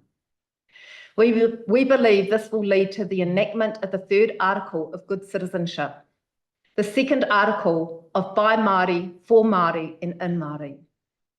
And the first article, well, that is up to you, but we respectfully ask you to do your job, just as teachers are working exceptionally hard to do their job. That is to form honourable relationships with your tiriti partners. Toitu te mana, toitu te kaiako, toitu te tiriti. We'd like to open and take questions if there are any, otherwise we have to share other examples if there was time. Unfortunately, we are about a minute over time now, so that will bring the submission to a conclusion, but we do appreciate you both being with us this afternoon. Thank you. Thank you. We're going to go to our next submission from Lyttelton Energy Transition Society. And the society is going to present online, and joining us is Patricia Scott.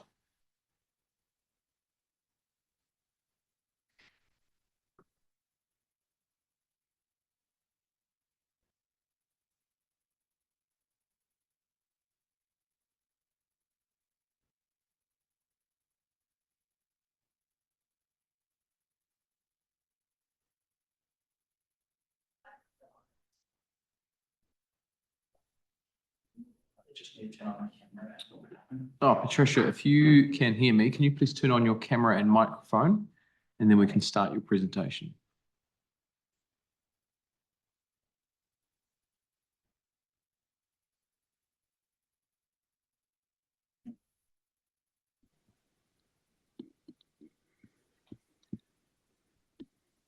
Hi, Patricia. Thank you. We can see you now. Thank you for joining the committee. We have you for a 5-minute submission this afternoon, so I'll hand over to you to begin your presentation. Yes, tēnā koutou katoa, ko Pat Scott, takawangoa, no tangata treaty ahau. Thank you for this opportunity to speak to the committee. I'm speaking on behalf of LETS, but I was not aware that I was speaking on behalf of LETS because I also put in a personal submission, and I prepared this as a personal submission. So I'll just go ahead. Well, you can have a mix of both if you like, Pat. We've got a bit of time. Yeah.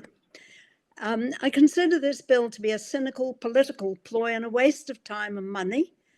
However, it has reminded us that Te Tiriti is our founding document and cannot be ignored. Let's use this opportunity to review how far we've come in our treaty relationship and in building kōtahitanga in Aotearoa. Well-documented history shows the Declaration of Independence and Te Tiriti o Waitangi was soon ignored by the colonial governments. Land grabs, power imbalance, greed and corruption ruled, but Māori never gave up on Te Tino Rangatiratanga that their ancestors had been guaranteed.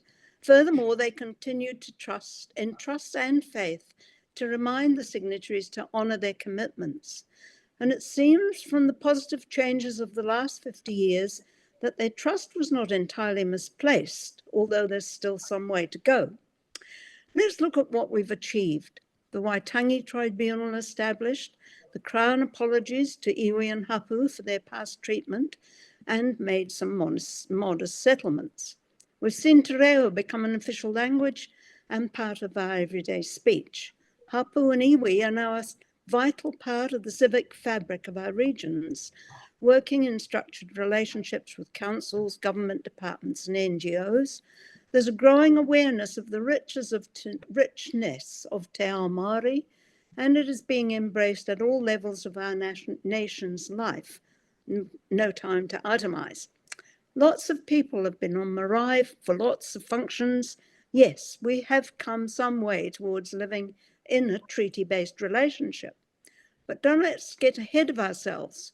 What about the history of what Māori had to endure for a century or more? Settler governments deliberately disparaged, impoverished, disempowered Māori through legislation. The way of life was almost obliterated by violence and war, terrible loss of life, the loss of most of their whenua and whānau scattered to urban living. Much of it was hidden from the Pākehā population, wasn't taught in our schools. Make no mistake, the effects of that dispossession are still with us today in intergenerational poverty and in the health, social, criminal justice and education statistics for Māori. Discrimination is still alive and well in Aotearoa. Pākehā cannot be held responsible for what their forebears did, but we need to acknowledge many of us enjoy benefits and privileges as a result of those past injustices.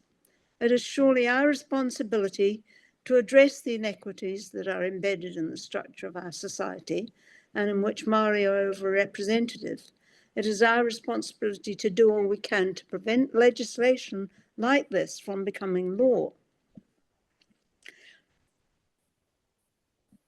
David Seymour is perhaps trying to pursue something that was said by the Minister of Justice in 1870, Henry Sewell, who said, "One of the purposes of the Native Land Court is detribalisation of Māori, to destroy, if it were possible, the principle of communism upon which their social system is based and which stands as a barrier in the way of all attempts to amalgamate the Māori race into our social and political system." Those are the actual words of a minister of the Crown. Is this the ideology David Seymour is trying to pursue in this bill? He believes it can start again using his misrepresentation of Te Treaty. His solution is equality before the law, but it will not deliver fair treatment in an unequal society. A famous quote from the 19th century, "The law, in its majestic equality, forbids rich and poor alike to sleep under bridges, to beg in the streets, and to steal bread." That is what equality before the law is about. This bill puts at risk the achievements of the last 50 years, and the government is pursuing other legislation which threatens to see iwi and hapu having no say in planning and management of water, whenua, moana, and foreshore, no control over their whānau's health and education. This is a foolish loss of access to valuable skills and knowledge and a blatant breach of the treaty. Given the treaty settlements and apologies to iwi and hapu, it is incomprehensible to me how this government can embark on a legislative program which breaches the treaty, disempowers and humiliates the collective identity of Māori, and threatens our kotahitanga as a nation. Given the number of submissions on this bill and the size of the hikoi, I believe the majority of New Zealanders oppose not just this bill, but all legislation which seeks to alienate and divide us. As Leanne Dalziel said on Waitangi Day just 3 weeks ago at her Nuku Marae, we've come too far to try to go back. I urge the committee to halt this bill's progress. I think that's all I have to say there. Thank you, Pat. Thank you for that fulsome submission. We appreciate you being with us this afternoon and for jumping ahead in the schedule a little bit. So we want to acknowledge your help there. Just thank you for your submission. Thank you. We now have a submission from David Reeve. So if we can get David. David's not online. David was online. Otherwise, we don't have any other submitters lined up. So unless we can pull David in, what I'm going to suggest is that we take our 15-minute break slightly earlier, and then we can reconvene at, I think, what's that, make it 10 to 2? Not 10 to 2, 10 to 3. What was we behind? 2:50? Okay, so let's break for 15 minutes, resume at 2:50, and we'll try and get Gregory Patchett and David Reeve, but otherwise we'll come back at 2:50.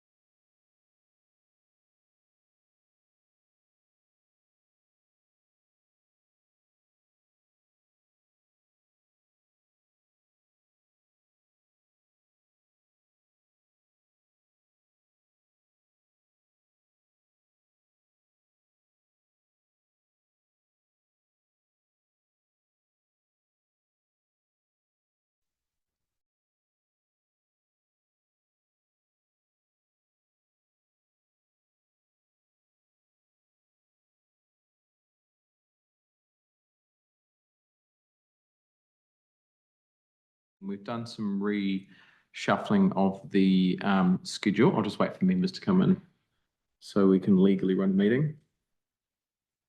I assume everyone's online. We've just got their cameras off. Enough. Tracy's here. Hi, Tracy. So we've done a little bit of rejigging of the schedule. We do have David Reeve, hopefully, to come with us. And then, quite helpfully, Erica is with us in the room too. So Erica's going to step into the gap and start a little bit earlier. Then we're just going to try and chase up the other submittees and see if we can probably run forward a bit. So for the afternoon, we'll be a little bit more relaxed on timing while we pull people in. So if we can get David into the room, we can kick off. David's joining.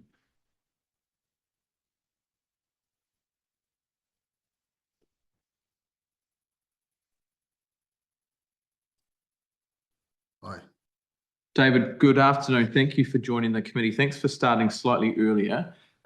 We have you for a 5-minute submission this afternoon, but given that we are running a little bit ahead of time, I will make an allowance if you'd like to take a little bit longer, given the length of your written submission. So I'll hand over to you and I'll put, let's put 10 on the clock and see how we go. But over to you. Thank you for that, and hello to the subcommittee. I've aimed for 5 minutes, but if there are questions after that time, then that'll be fine. My name is David Reeve. I'm representing only my own views. I am a 60-year-old consultant. I do not have Māori ancestry, and I do not support the Treaty Principles Bill. I'm not a lawyer, and I appreciate that Te Tiriti is not on New Zealand statute books. However, this makes no logical sense to me.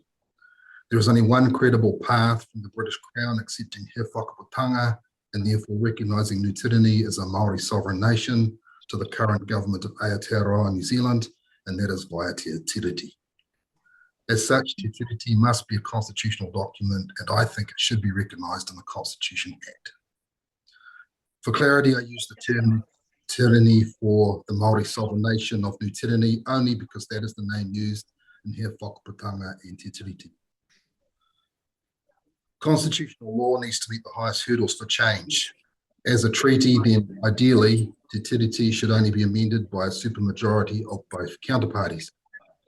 However, as Aotearoa New Zealand's constitutional protections have been weakened, then I urge this committee to treat any proposed change to Te Tiriti with the deepest care and conservatism.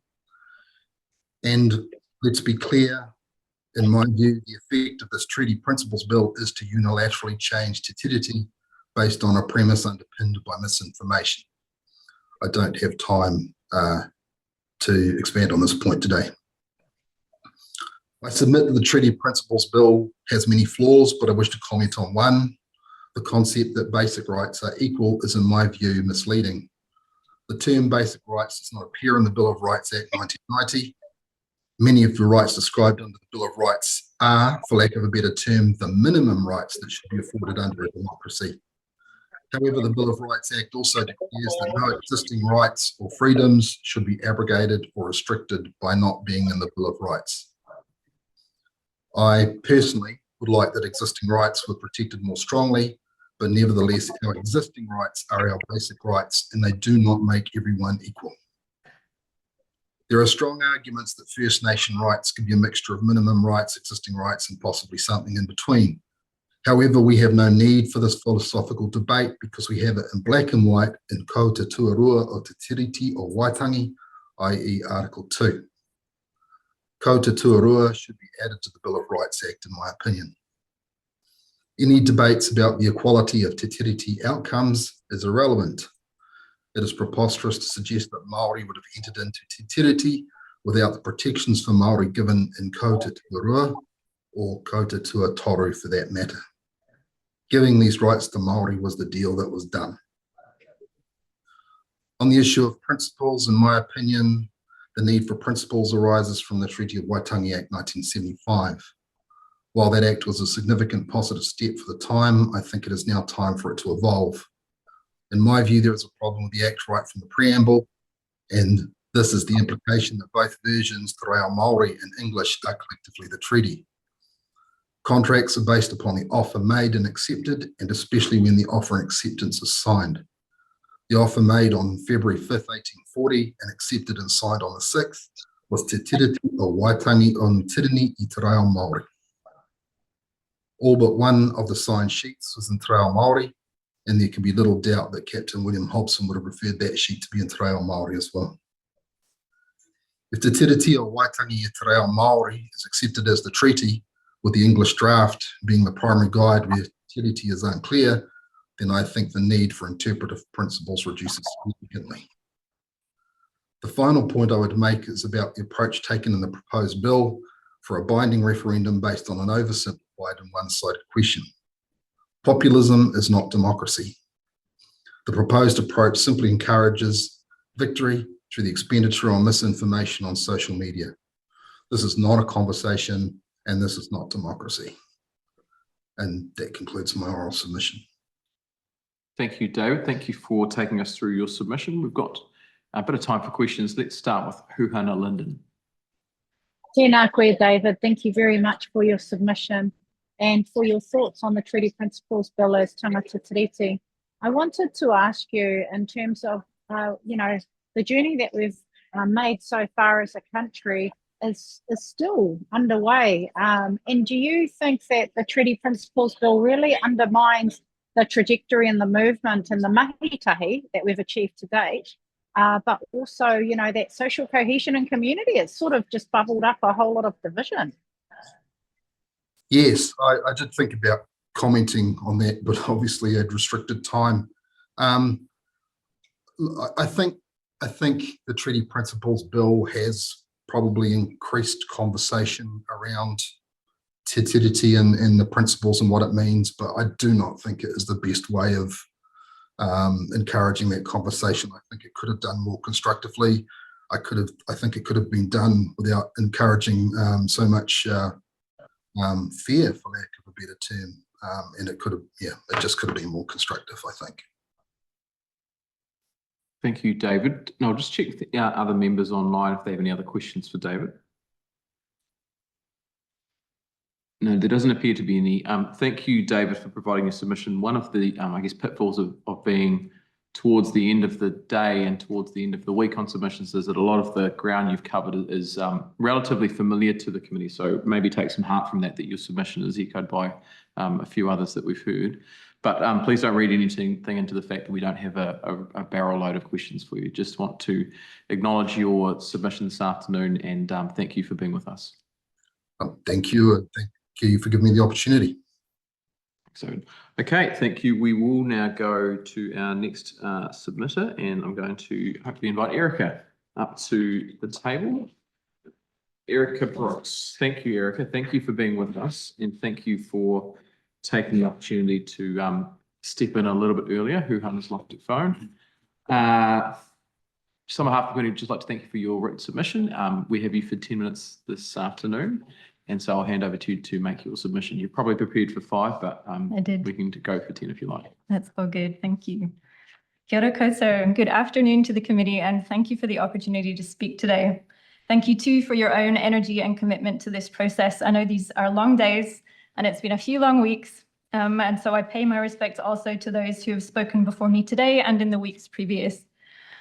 I'm here as an immigrant to this nation, Tō Iwi, and I speak for myself, though I do not stand alone. I stand with tangata whenua, my Māori brothers and sisters, and I stand with all who love this whenua and its people. You already know from my written submission that I oppose this bill. I am not an expert in law, constitution, or te tiriti. I am not an academic or a historian, and I do not whakapapa Māori. But I do love this land, and I care about its future. I entreat you to listen clearly to the voices of the many esteemed experts before me who have provided you with ample reasoning and evidence for why the proposed amendment should not pass and why their preamble is flawed and disingenuous. I entreat you to listen clearly to the voice of Māori, something that did not occur in the construction of this bill. What I'll share with you today is why this matters to me. In my life so far, I've lived in 3 different nations: Scotland, Australia, and New Zealand, countries united historically by empire. Growing up in Scotland in the 80s and 90s, I was taught very little about the history of the British Empire. I had no working knowledge or understanding of colonization and just how much wealth it brought the crown. I was also blissfully unaware of Scotland's role in the Atlantic slaves trade. Moving to Australia as a teen, the ugly aftermath and ongoing effects of colonisation were clear. It was there in the appalling statistics around Black deaths in custody, in the overrepresentation of Aboriginal and Torres Strait Islanders in prison, in the fallout of the stolen generations and the continued uplifting of kids from their traditional communities, in poorer economic, social, well-being, education, and life expectancy outcomes for First Nations peoples. I've lived in Aotearoa now for nearly 20 years, and I know Australia and New Zealand are very different countries with very different histories. But both have suffered the indignities of violent colonisation, and the Indigenous peoples of both nations continue to be disproportionately affected. To pretend otherwise is an exercise in magical thinking. Simply stating we are all human, therefore we are all equal, doesn't make it real, and it doesn't make it happen. It's an overly simplistic view that doesn't take into account and in fact willfully denies the complexities of colonisation, generational trauma, and structural racism. All of us who live here, descendants of settlers, immigrants like myself, and First Nations peoples have very different histories and experiences of living and working in Aotearoa. But Titiriti is a unifying force. It exists to help those who live here mediate and navigate between different worlds with different systems of meaning and different values, protecting the mana of all and upholding the rights of mana whenua. We saw this force in action last year as tens of thousands of us marched across the nation in support of Titiriti during last year's hikoi. Tangata whenua and tangata tiriti marched unified as one. Our freedom and future as a nation of diverse citizens is bound up together. Supporting Māori rights supports the rights of all. And while this bill attempts to speak the language of unity, equality, and social cohesion, in intent and practice, it does the opposite. Far from encouraging unity, this bill promotes fear and division. And it's this sense of fear that I've noticed listening to many of those who've spoken in support of the bill.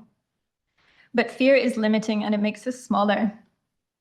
We are a nation of explorers and voyagers, of wayfinders.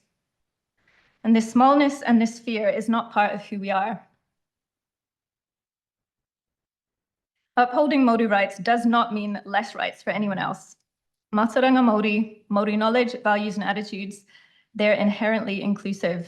There is room for all of us and enough for all of us. My life is immeasurably richer through engaging with Māori culture, learning te reo, and spending time with my Māori friends and colleagues. Aotearoa is a nation where we can honour and respect each other's differences while majoring on the things that bring us closer together and make us strong. In honouring Titiriti and its principles, we have nothing to fear and everything to gain. Thank you. Thank you, Erica. Thank you for your submission. I'll hand over to members of the committee to ask questions if they have any that spring up. Huhana Linden. Kia ora, thank you for your submission. I'm wondering whether you can speak to some of the examples that you've seen within community around how Te Tiriti has supported local kaupapa or projects. What do you do on the ground in terms of some of those relationships that are well established with tangata whenua? Kia ora. I am on the board, I serve on the board of 350 Aotearoa, a climate justice organisation, and we're working with communities and serving Papatūānuku and the local communities, particularly up in Auckland. I know our team up there do quite a lot of work. And you might have to repeat the first part of that question. I'm sorry, I've lost it.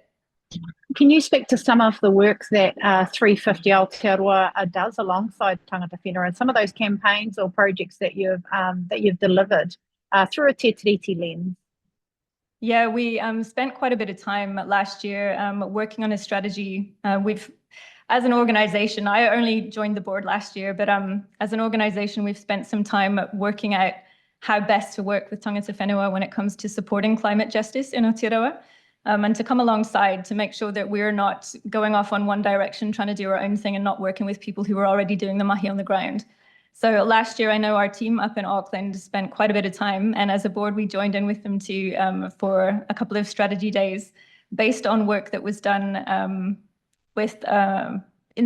in consultation and relationship with a Māori expert who joined our board for some time and is now a full-time board member, to make sure that we are really embedding Te Tiriti principles in the work that we do, and how we express the work that we do and who we are as an organisation. I hope that answers your question. It was a bit of a rambling answer. That's great. Can I have a supplementary, Mr. Chair? Yes, Suhana.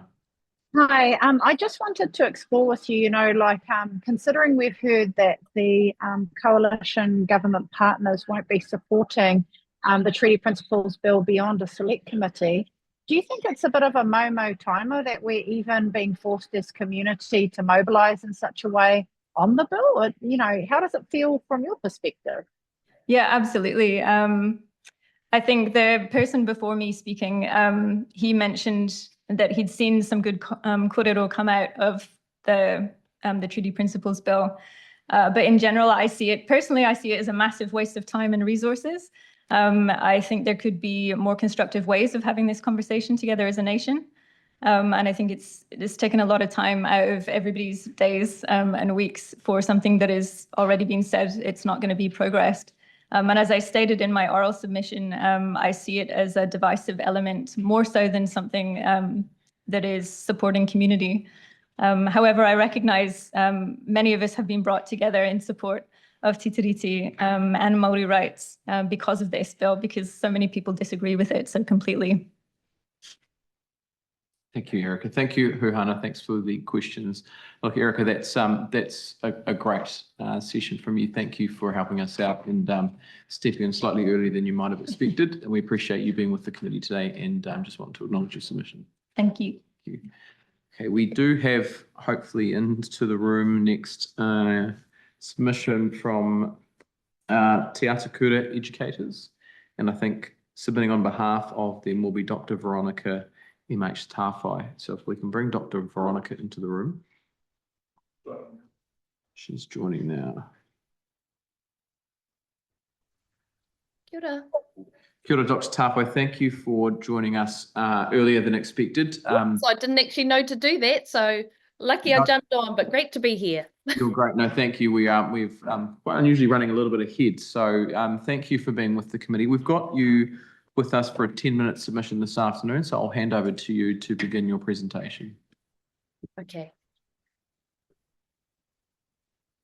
So kia ora tātou, huhana, koutou mā, I roto I te ātāhuatanga o te wiki o te matatini, I ngā taumahatanga hoki o ngā momo take o te wā, I roto kākahi, I wetahi atu peko o te whenua I te ao hoki.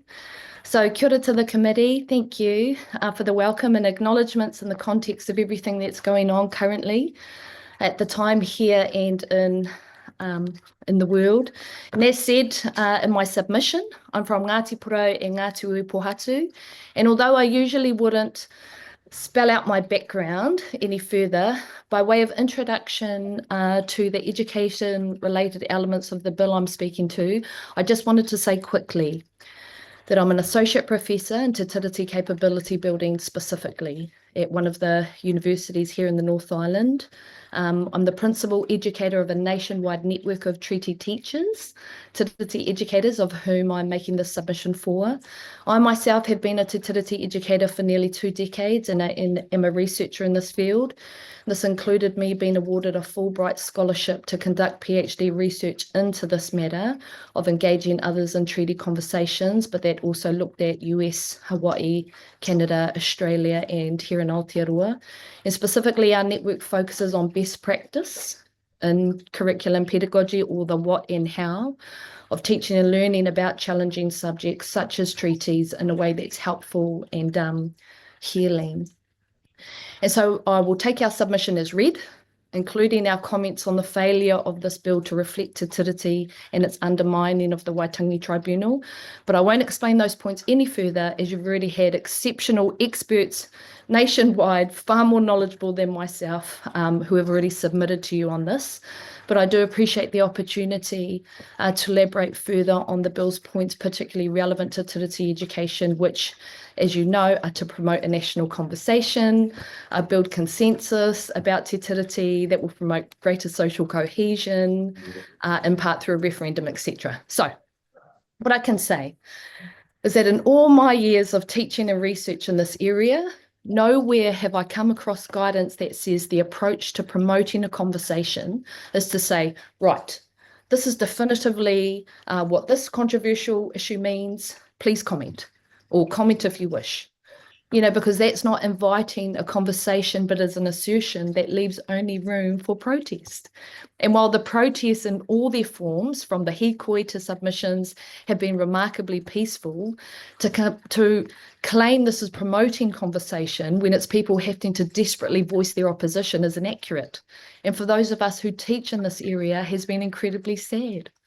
You know, our guidance from Emeritus Professor Sumason Jury, for example, emphasises you don't, quote, bring a viewpoint that you feel passionate about, which in this instance of the bill is libertarianism, you know, but you bring enlightenment to the situation through information so people can take a reasoned position, you know, and the bill does nothing to support that.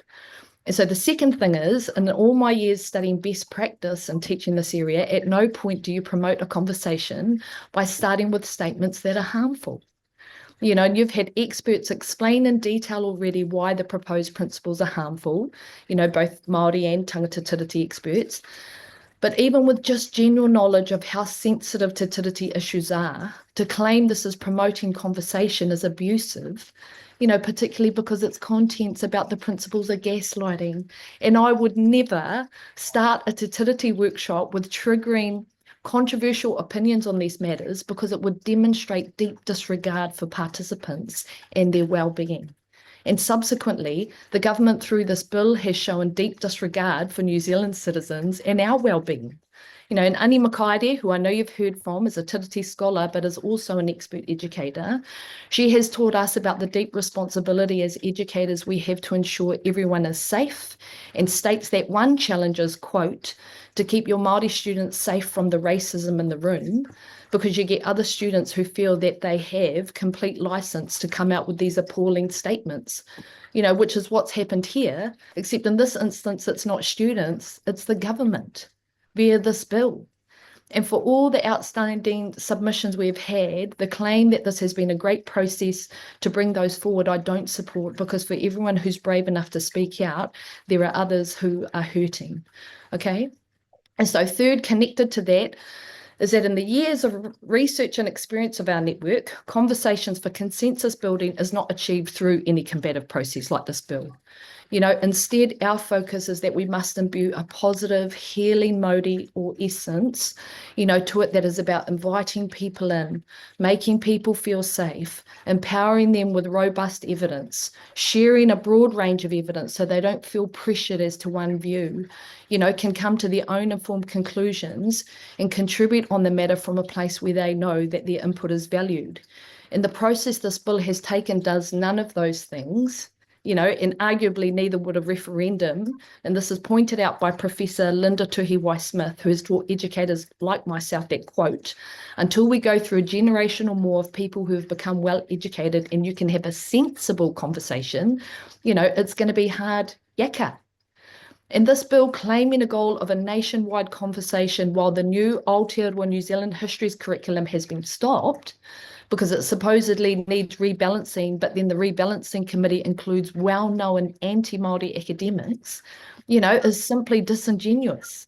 And so is the disestablishment of the social science and humanities streams of the Marsden Fund, you know, which supported research into how to overcome, you know, teaching difficult subjects. And how this connects is, you know, how can anyone take this conversation objective of the bill seriously in the context of other government actions? And simply we can't, you know, which brings the integrity of the entire government into question for even starting this bill process.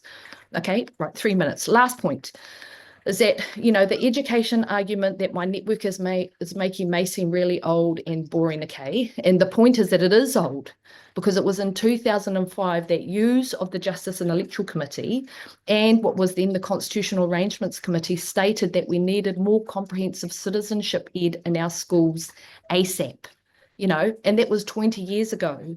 But, you know, still similarly, what our network is pleading, like many others before us, is for actual education, for the conversation and progress towards social cohesion to happen. Because if we just give ourselves a chance, comprehensive te tiriti ed, we could engage in quality debate as to opposed to a blunt legislative process like this that's harmful, and it's the loss of an immense opportunity for growth and healing on issues like treaty principles, where instead we've put all this resource into this process where we could be putting that into education, which is why in our submission we instead suggest resource be directed to the tribunal to establish an education branch where they can provide citizens with updates, or we have great examples of what in-depth community education process looks like, the nationwide hui that were held as part of Mātiki Mai Aotearoa being one.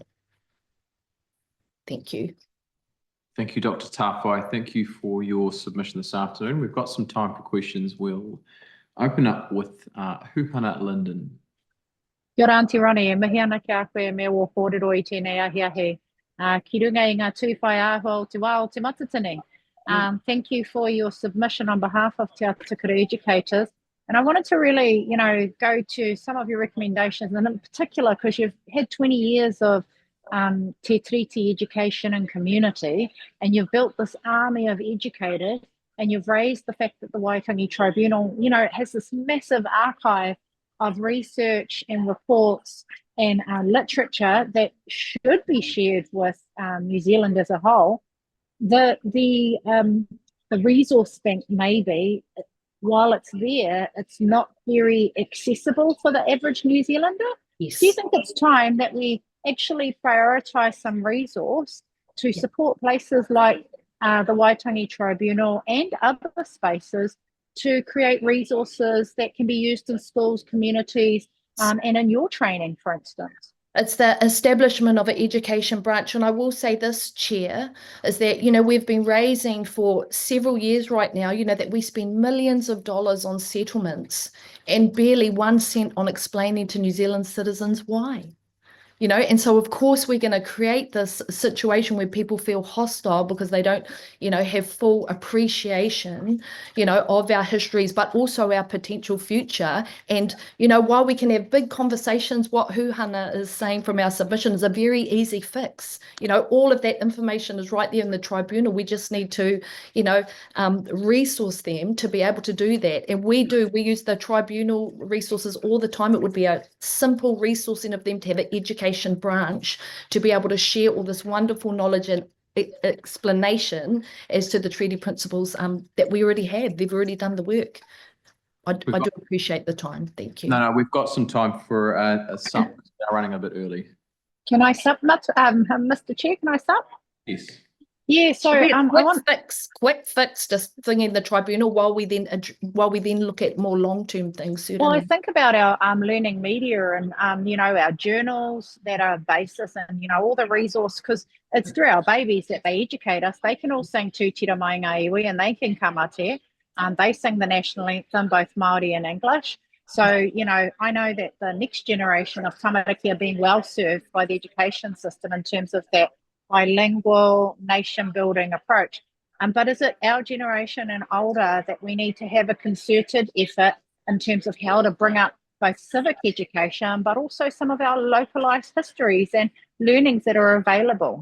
Yes, this is why. So the histories curriculum, Aotearoa histories curriculum, was an excellent start. We had some of our key thinkers on that board, and it did address, some more difficult things like colonisation. However, as per some of the quotes that I've given, is that we have all the expertise on how we can actually have these conversations in a safe way.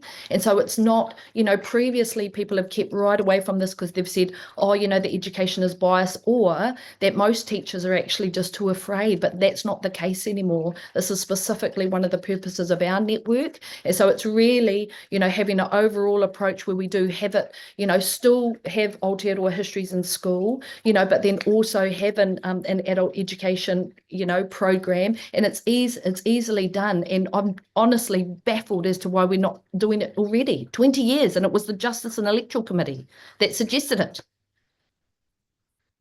Mr. Chair, can I start one more time? We've got a little bit of time. Oh, it's in the Christmas spirit.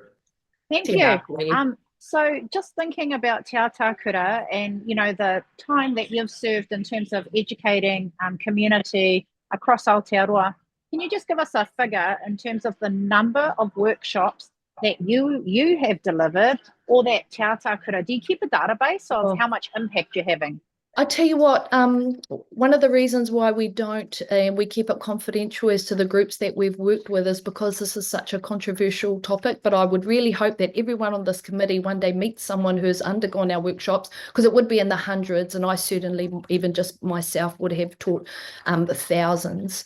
And I tell you what, the amazing process that people go through that's transformative. I've never ever had anyone that feels, attacked, under pressure. Do people experience discomfort? Of course they do.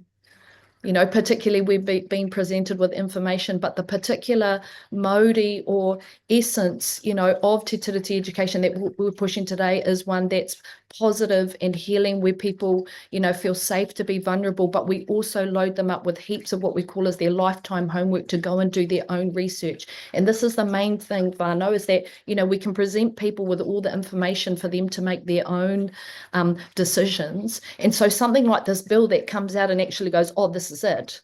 What do you think? What that does is that it cuts that mode off. It cuts that explorative, bringing in, beautiful mode that can be, uncomfortable but really healing. That just cuts that off, and instead people are immediately put into this combative mode, which is why, Te Tiriti educators all over the country were just absolutely, devastated when this bill came out, because of all that arguing that it's now caused, and that's not the threshold of a quality conversation. So there's so much more that we can do, and it's not rocket science. People have been saying it for years.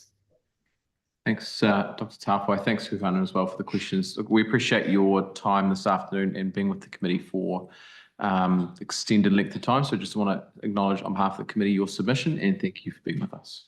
No, all the best for your mahi. Ngā mihi. We now have a submission from Jenni-May Burton, and Jenni-May is going to join us online as well.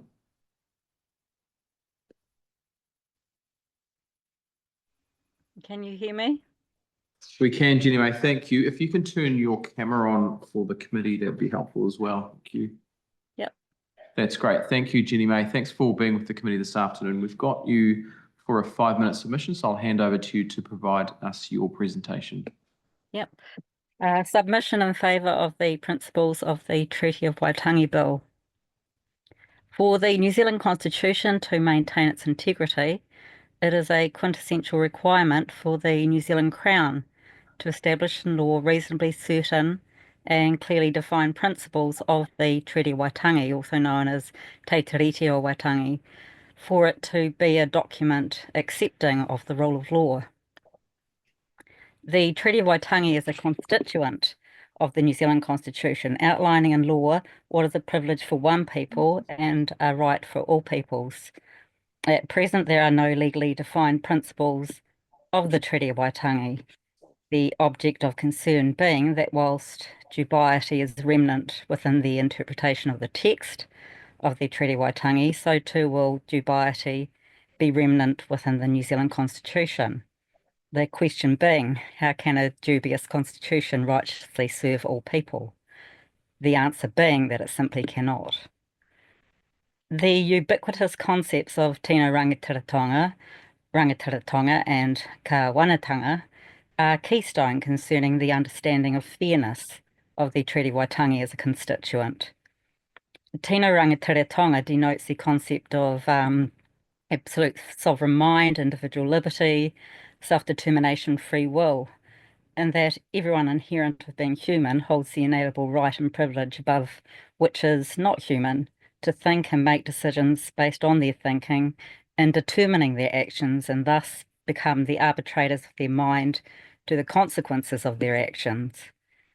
Tino rangatiratanga is not the imposition of free will over above one's own. In New Zealand, whilst everyone shares the status of tino rangatiratanga, everyone under the governance of the New Zealand government is subject to the New Zealand Constitution and the rule of law. This is to make provision for a free and democratic society so as to nurture the life, liberty and prosperity of everyone equally. Rangatiratanga, or sovereignty, denotes the concept of being independent of ownership of another. Kāwanatanga kāwanatanga denotes the concept of governorship for the purpose of upholding the sovereignty or independence of a nation. Kāwanatanga does not imply itself in term as having any ownership. As principles of the Treaty of Waitangi are fundamental truths of the New Zealand Constitution, it is quintessential to the requirement of the rule of law that these be reasonably certain and clearly defined in respect to everyone in governance by the New Zealand Constitution. And because these principles will apply to everyone equally, it is the responsibility of the New Zealand Crown as sovereign in its role of governorship and as protectorate to emphatically ensure that the Constitution does what it says it should do, in keeping with the rule of law. The Right Honourable Dame Cindy Kiro is the Sovereign's representative of the Crown in New Zealand and is answerable and accountable for the provision of governorship and protectorate against all attacks on the independence of the nation of New Zealand, whether these be by tactics of warfare, lawfare, or the abuse of wide discretionary powers. The proposed principles of the Treaty of Waitangi within the principles of the Treaty of Waitangi Bill are reasonably clear and certain in respect to the rights and privileges and law of everyone under governance by the New Zealand Constitution and the rule of law. It is therefore by necessity of constitutional rights and privileges and the rule of law that either the principles of the Treaty of Waitangi Bill be accepted by Parliament to pass as law in urgency, or in objection to this, that the Treaty of Waitangi be removed as a document from the New Zealand Constitution until it can be accepting of the rule of law. Otherwise, the independent sovereign nation of New Zealand remains on the sea without the bungs in. And I therefore commend the principles of the Treaty of Waitangi Bill to the members of the New Zealand Justice Select Committee before me now. Thank you for your attention. Thank you, Jenni-May. Thank you for your submission. We probably have time for any questions if there are some from the committee. I'm looking around the room and I don't see any immediately. So just on behalf of the committee, can I just thank you for being with us this afternoon and just for providing your submission and also appearing slightly earlier than expected. So just thank you. Okay, folks, we are now moving to our submission from Ngāti Maahanga Trust, and joining us online will be Niska Heitapu Bolan. Tēnā koutou e te komiti, ko Niska Heitapu Bolan aho e tūnei hei māngai mō Ngāti Maahanga Trust. I am speaking today on behalf of Ngāti Maahanga Trust, the mandated representative entity for our hapu, Ngāti Maahanga. Ngāti Maahanga Trust is unwavering in its commitment to uphold the mana and aspirations of our hapu, ensuring the intergenerational well-being of our people. We represent over 5,000 registered members, but our reach extends far beyond this to all who whakapapa to Ngāti Maahanga. We stand firm on kingitanga principles of mana motuhake and the exercise of rangatiratanga over our hapu, our whenua, and our taiao. Ngāti Maahanga categorically opposes the Treaty of Waitangi Principles Bill in its entirety, and we have provided a written submission detailing our opposition, and we ask that it be taken as read. However, I wish to submit additional points before opening up for your questions. Ngāti Maahanga stood beside the late Māori Queen, Te Aotearoa Kahu, in the historical settlement of Raupatu confiscated land. The Crown acknowledged the injustice and offered an apology, and this was formalised by Queen Elizabeth's signing of the Raupatu Settlement Act of 1995, and she'd done that in person. But this bill is a vast departure from the settlement-based two sovereigns' understanding of te tiriti. Yet our journey is where justice is not complete. Ngāti Maahanga has outstanding claims as part of the Waikato Tainui remaining settlement claims and the marine and coastal area MACA claims for Whaingaroa Harbour. The enactment of this bill will seriously jeopardise the resolution of these claims. It undermines the foundational principles on which these claims were historically based, threatening the protection of tino rangatiratanga. The bill creates a double standard by applying different principles between proposed legislation and the Waitangi Tribunal. And this inconsistency leads to further inconsistencies between the historical settlement, any current settlements, and any future redresses yet to be made. Codifying these principles restricts the interpretation and limits the adaptability of Te Tiriti as a living document central to Aotearoa's constitutional framework. This bill failed to uphold the promise of Te Tiriti to protect tino rangatiratanga of Ngāti Maahanga. By prioritising Crown sovereignty, it distorts Te Tiriti's foundational principles and relegating Ngāti Maahanga rangatiratanga to a secondary status. We strongly oppose the bill's referendum. A matter of constitutional significance cannot be reduced to a majority vote, which marginalises Ngāti Maahanga voice. This bill, both in its content and in its proposed enactment processes, undermines the mana of Te Tiriti o Waitangi. It erodes the constitutional relationship between Crown and us, Ngāti Maahanga, as your treaty partners, risking division and harm between Māori and Crown relationships, not only in the Waikato, but across the motu. This bill is before the Select Committee because Prime Minister Luxton prioritised coalition policy over our constitutional obligations. The regulatory impact statement reported that broader approaches to Te Tiriti and our constitutional arrangements were not even considered. Why? Because they did not align with coalition commitments. This exclusionary process disregarded Te Tiriti obligation in favour of a predetermined coalition approach. Furthermore, the Ministry of Justice confirmed that this rushed and constrained process resulted in significant analytical gaps, undermining the legitimacy of this legislative process. Critical issues were not thoroughly examined. I'm going to list 4. First of all, the bill is built on untested assumptions, such as the notion that Māori ceded sovereignty, the debate between equality versus equity, and the interpretation of tiriti versus treaty. These assumptions polarised Aotearoa and hindered our progress towards constitutional arrangements. Secondly, this bill did not test or even assess consequences.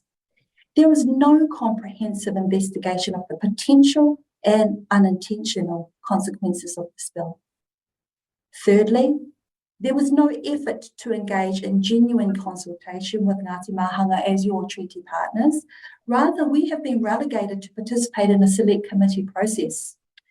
The absence of true partnership demonstrates the lack of good faith of this bill.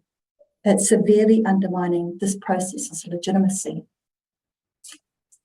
Fourth, and last of all, the bill was narrowly defined. It did not even consider how tiriti could be given effect beyond the principles framework.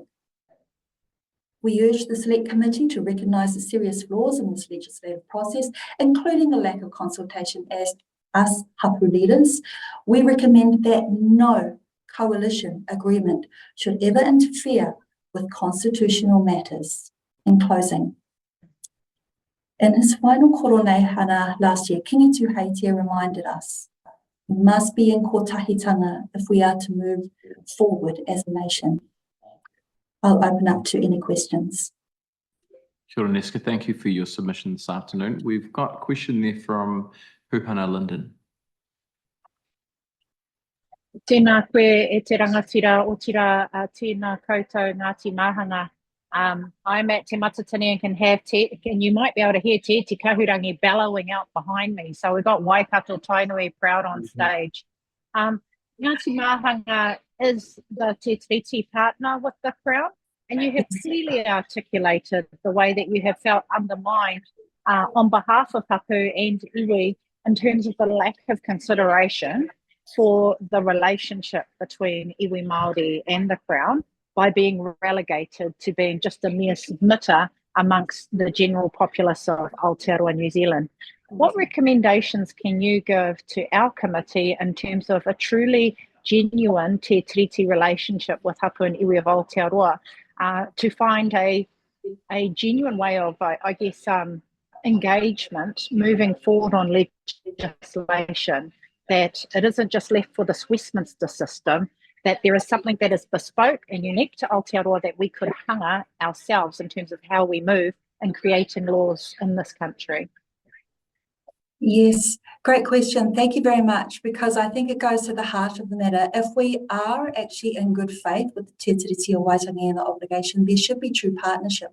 And true partnership is not participation, because that word in alone has a lot of things that need to be unpacked with that. But consultation is another step. So it needed to be consultation before it was even drafted. Needed hapu leaders to come in and inform and to help in the decision-making process. So we could have stepped in and offered many other alternative solutions rather than just whittling down and reducing to a reductionist view three principles that have not actually been assumption tested.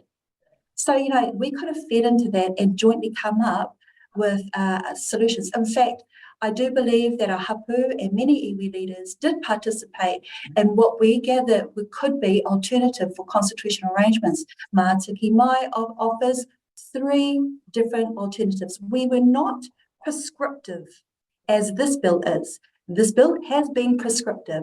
We offered a range of alternatives as constitutional arrangements. We did not hem in and demand from our treaty partner. We offered multiple solutions. Those solutions were rejected. Hei aha, back to the drawing board. But this bill is not the vehicle to be having this type of conversation. And so, you know, our submission was very clear.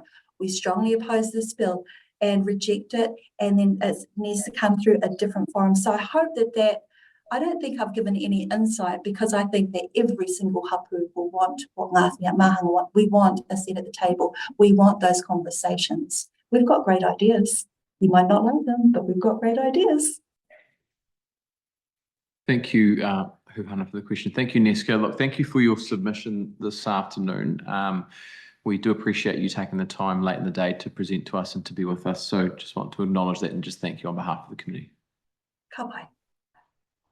We're going to move to a submission now from Dr. Mary-Ann Baker, who is with us and able to join us slightly earlier.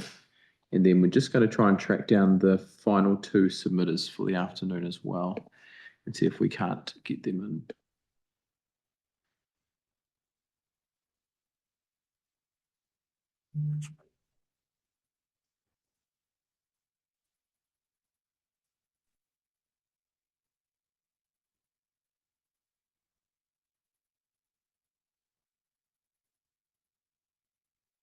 Dr. Baker, thank you for joining us. Welcome to the committee. We've got you for a 5-minute submission this afternoon. Thank you for joining us earlier than we expected and than you expected, but we'll hand over to you for the next 5 minutes. Thank you. Ko tākuta Mary-Ann Baker tuku ingoa, e mihi ana ki a koutou mō te tuku I te wā, ki a hau ki te kōrero I tēnei rā. Greetings to you all. My name is Dr. Mary-Ann Baker, and I acknowledge you for allowing me the opportunity to speak today. I began in Te Reo Māori to uphold the mana of our ancestors and our sacred language. I'll now speak in English to ensure clarity and add context to my submission. I work in medicine and traditional rongoa in a steadfast commitment to upholding Te Ao Māori. I'm also a researcher and a Ngāpuhi redress claimant. I stand here representing my parents, Cliff and Queenie, aged 113 and 103, with a direct lineage to the tohunga rangatira and hapu of my ancestry, Ngāti Hine, Ngāti Rāhiri, Ngāti Kawa, Te Tahawai and Te Waiariki, coastal and inland strong peoples. These tohunga rangatira ancestors paved the way For my near 70 years in this world as the youngest in my family, raised in the cradle of the nation, Waitangi, Te Pewhairangi, to the coasts of Whangaroa, deep into the heart of Hokianga, and extending to Te Wairiki o Ngunguru. Born also to pioneer families, I carry a unique perspective on the shared history of our two peoples. It is essential that we work together as distinct yet unified people, respecting our differences while striving for common goals. I carry their kōrero forward, ensuring that their wisdom endures, their wairua remains present, and their legacy does not fade. Today, I rise in strong opposition to the principles of the Treaty of Waitangi Bill for several reasons. 1, undermining sovereignty. 2, redefinition of the principles, diluting te tiriti. 3, lack of consultation. 4, ignoring historical injustices and neglecting the cultural significance of te tiriti as the 5th one. The original clauses of te tiriti are purposeful, can be specifically applied to each situation before us, providing a framework for justice and equity. In submitting my opposition, I call for the Māori version Te Tiriti o Waitangi as signed by Ngāpuhi to be enshrined in law as New Zealand's constitution. This legal recognition would affirm Māori sovereignty, tino rangatiratanga, and ensure application in the context of every critical issue Māori face: health, education, law, equity, and immigration without ambiguity. My solution is simple: remove all principles from the bill and enact Te Tiriti o Waitangi. The idea of principles or interpreting Te Tiriti in ways that equate the experiences of Māori with those who arrived here later is a distortion of history and a denial of Māori sovereignty. The sovereignty was specifically granted to hapu, particularly Ngāpuhi, through the signing of Te Tiriti. For Ngāpuhi, the sovereignty was not to be diluted by principles that served to undermine it, nor were they anything but reinforced by our ancestors, including Te Ruki Kawati, Tareha Kaiteke Te Kemara, and others who not only signed Te Tiriti, but also signed He Whakaputanga, therefore reaffirming our self-determination and our right to the same. Here I pause to honour my granny, Taura Kawati, Te Ruki Kawati's eldest son, who died in battle for Māori sovereignty at Te Kahika. His sacrifice is a poignant reminder of our commitment and stealth to retain sovereignty and self-determination. Te Tiriti and the understanding of sovereignty within it must be central to any legal framework in New Zealand. By enshrining it in law, we ensure that Māori sovereignty is respected in every aspect of society. This would enable us to apply it in ways that promote growth, the preservation of life, mental health, economic prosperity, and longevity. In closing, I urge this committee to honour our past while working towards a just future. Let us ensure the original clauses of Te Tiriti are upheld and that the voices of all our whānau and hapu are respected. Tēnā koutou, tēnā koutou, tēnā tātou katoa.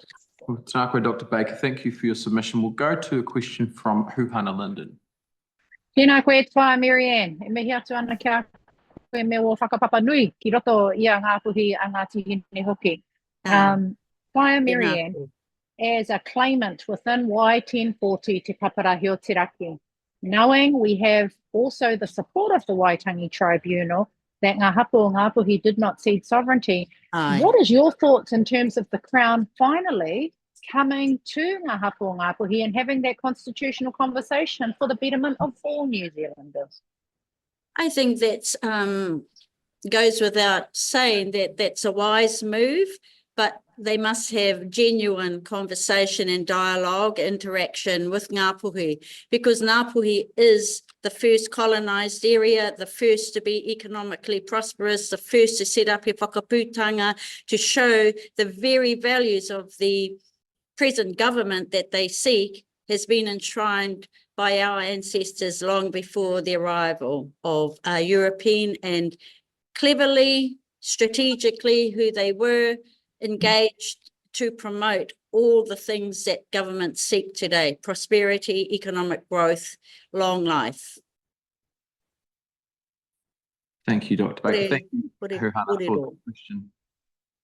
Thank you both. Look, thank you, Dr. Baker. Thank you for being with the committee at this point in the day. We do appreciate you being with us and also for being able to be slightly earlier than expected. So we acknowledge that it's not always easy to jump in at the requested moment, but we just do appreciate your submission. Oh, he tohu tērā. Thank you very much. Right, folks, we're going to, we don't have Te Rūnanga o Ngāti Rēhia with us, but we do have ngā Toki Whakarururanga, and we should have Reeve Gray joining us online.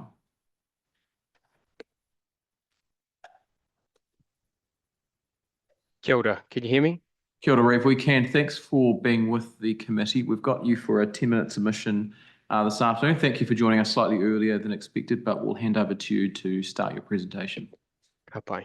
Kia ora koutou te komiti, ko Reeve Gray tōku nei ingoa no tūwhare toa, no Ngāti Porou, no Ngāti Raukawa, ka mutu ko au te hiwa mō ngā Toki Whakarururanga.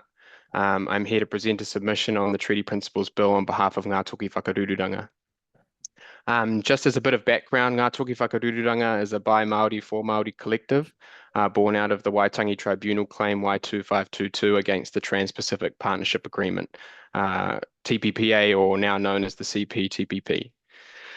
During the negotiations of the TPPA, the Crown violated its obligations to Māori, and its solution to the problem for future negotiations was to sign a mediation agreement with Ngā Toki Whakarururanga, who would carry the take of the claimants going forward.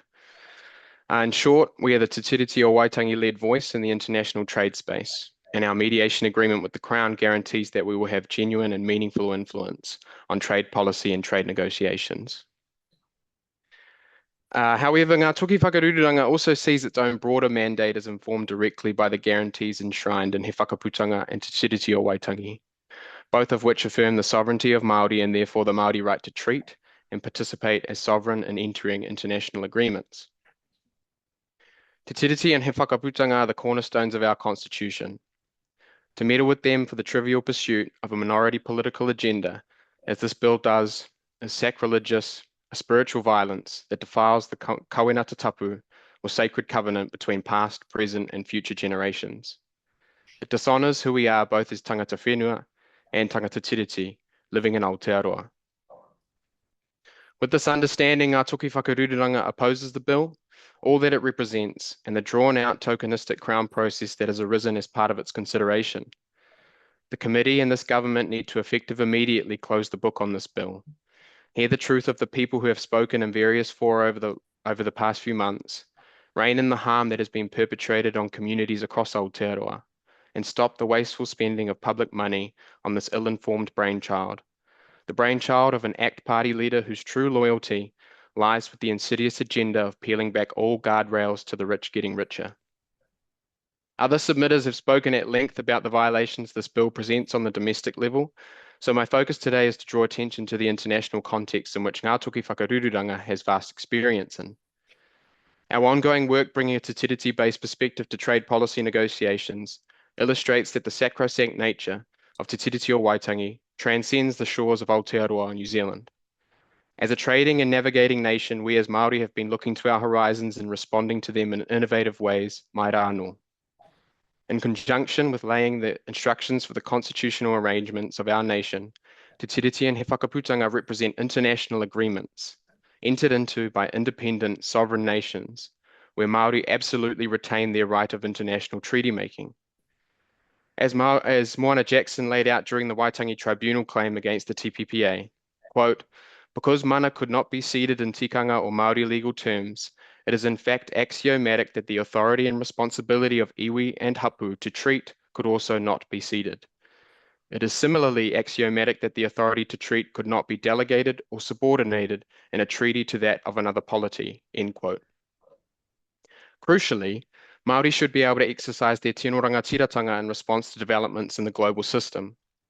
Tino rangatiratanga over our taonga guarantees protection against threats of all kinds, both domestic and international. Māori have recognised this for a long time. Over a century marked by increased globalisation and trade liberalisation, Māori have remained fully alert and have done all that they can to protect the things they hold most dear. This is indicated, for example, by work in the Y262 claim and the Mātātua Declaration. Māori also contributed heavily to the global fight for Indigenous rights and obligations, demonstrated through extensive contributions to the United Nations Declaration on the Rights of Indigenous Peoples. All of this work to protect our taonga from international threats has been led by Māori, while the Crown has only ever worked to undermine these efforts. Ngā Toki Whakarururanga carries on this tradition of protecting Māori rights internationally, specifically in the world of modern trade agreements. We operate with Te Tiriti as our foundation, the framework for determining how we ought to engage with the international trade system. The Crown continues to undermine this mission, and this bill represents one of the more grand installations in a long tail of Crown-led sabotage. Furthermore, the coalition government has exacerbated these issues through their aggressive regime of signing on to as many new international trade agreements as possible in the shortest amount of time possible. While the Crown actively promotes New Zealand's cultural and inclusive values on the global stage, entering into numerous agreements with other countries and touting these values as reasons to partner with us, its actions at home tell a starkly different story. Through this bill, it has enabled one of the most brazen and egregious violations of Te Tiriti o Waitangi, the very foundation that grants the Crown even a semblance of legitimacy in the international arena. Like a snake eating its own tail, or in this government's case, a three-headed hydra eating its own tail, the government can be seen for the juxtaposition that it truly is. Without Te Tiriti, the Crown has absolutely zero legitimacy as a force of government domestically, let alone internationally. This undermining of tino rangatiratanga comes as the international threats to taonga Māori continue to multiply exponentially. Our climate is in crisis, global political power is being dominated by commercial interest, and developments in the tech world are moving too fast for our knowledge holders to have a say in how mātauranga Māori will be protected. This bill pays absolutely no mind to Te Tiriti as a force for protection against these international developments. Instead, the bill warps the meaning and purpose of Te Tiriti, abusing its tapu and using it merely as an instrument to advance a libertarian agenda that would have been regarded as utterly foreign to those tangata whenua that signed the agreement. The fraught interpretation of Te Tiriti put forward by this bill provides us no hope for the work we do at Ngā Toki Whakarururanga and imagining a fuller expression of tino rangatiratanga and the protection of our taonga in the international free trade space and the international system more generally. It is for these reasons, amongst all the others mentioned in our written submission, that we oppose this bill and seek the immediate cessation of work associated with it. To finish, I just want to take a moment to endorse the suggestion made by other submitters around more education on this topic. If this process demonstrates one thing, it's that there's a woefully misguided understanding that exists about Te Tiriti o Waitangi and our history more generally. Collectively, we need to engage in a long process of widespread and comprehensive learning on what Te Tiriti truly envisioned and how the beauty of its vision extends beyond our shores. This goes beyond just trade. The world and Papatūānuku are desperately calling out for all peoples to stop the status quo, to advance new ways of leadership. Here in Aotearoa, our blueprint is Te Tiriti o Waitangi, a transcendent and sacred text that lies at the heart of who we are and the mark we should have on the world. And with that, I'm happy to take any questions. Kia ora, Reeve. Thank you for that. We will take a couple of questions if we've got time. I will start with Simon, just given there were some comments made about maybe his particular party, and then we'll go to Rūnanga. Thank you, Mr. Chair. Can you hear me okay? Yeah, we can. Yeah. Thank you. I'm just really interested in just exploring a little bit your perspective on what Māori who signed the treaty might have thought about classical liberal values, given that classical liberalism is a political tradition that advocates for free markets and civil liberties, amongst other things. And isn't that equal opportunity to participate in the economy and have equal rights what we want for all New Zealanders, both 1840 and now? I guess the point of disagreement that I think those rangatira at the time would have had, that it wouldn't have been at all costs. Any of those kind of market regimes that they engaged with wouldn't have been at the cost of their taonga, their language, their identity, who they were. And so that's the kind of point that I'm making, is that Māori engaged in trade, engaged in those systems, but the engagement in those systems never trumped what was most dear and most important to them, which were their taonga, as defined by themselves. Just a supplementary on that, Mr. Chair, if it's okay. Yes, this time, then we'll go to Huhana. So fully accept that interpretation, but isn't it correct now that with the benefit of economic settlements and the return of land as far as practical, that many iwi have the benefit of actually trading, investing in land, employing people, and making significant profits to return back to their communities?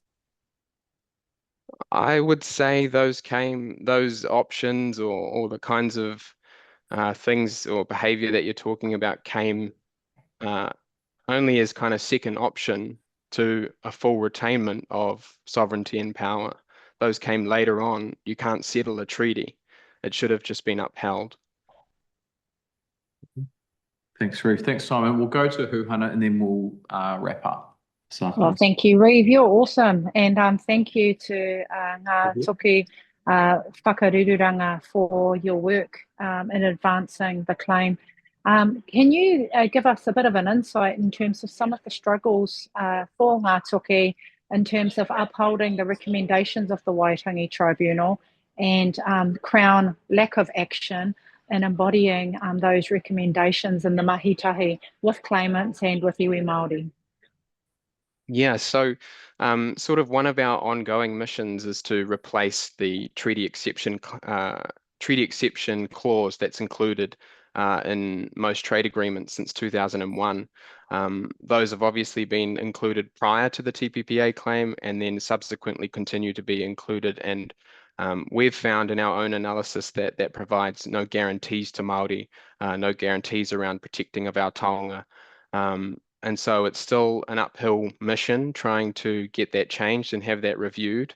But at the same time, I can't imagine what this bill has done for those prospects and what the reality of this bill would do for the prospect of even the inclusion of the treaty within trade agreements. And so, like I said, it's kind of a winding back of any kind of guardrails. Thanks, Reeve. Thanks, everyone, for the questions and for your time this afternoon, Reeve. We appreciate you stepping in as well and allowing us to rejig the schedules a little bit. Kia ora. Okay, folks, we do have our last submitter for the afternoon, and it is a submission from Te Rūnanga o Ngāti Rēhia, and joining us is Keeper Munro.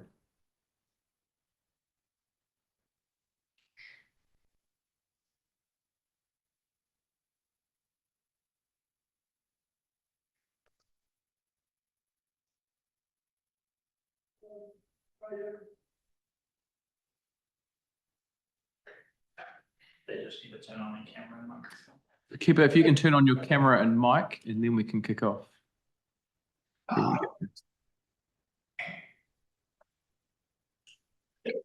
Perfect. We've got you. You're slightly blurred, but that might be your camera. But if you want to proceed, we can still see you. I know what's happened. You've got a blur filter on, and it's blurring the whole room. So if you want to try and change that setting, you can. Otherwise, we can hear you, and you can go ahead. There you go. So I'll hand over to you for the next 10 minutes.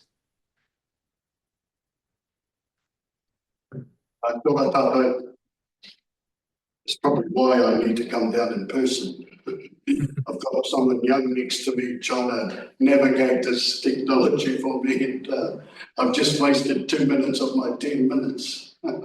No, you're all good. I didn't start the clock. And you're a young person. Let me know when you start the clock. Away you go. Okay, yeah, firstly, I want to thank the committee for giving me this opportunity to do a summary on our submission. Secondly, I do want to let the committee know that I'll be presenting my evidence in Te Reo Māori, as we have at every tribunal that we've sat at.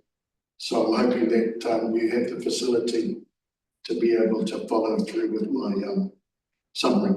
Tēnā koutou. Tēnā koutou e te komiti whiriwhiri take ture, ko Werumu Kipa Munro tōku ingoa, wau te hea mana o te Rūnanga o Ngāti Rēhia. O Ngāti Rēhia tēnei e whakahera wai atu ana I tēnei pire.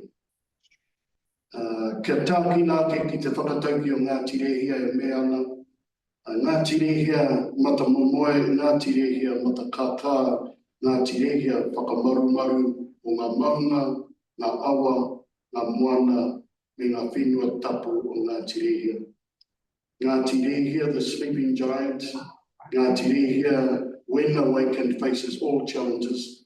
Ngāti Rēhia, protectors of our sacred mountains, rivers, seas and lands.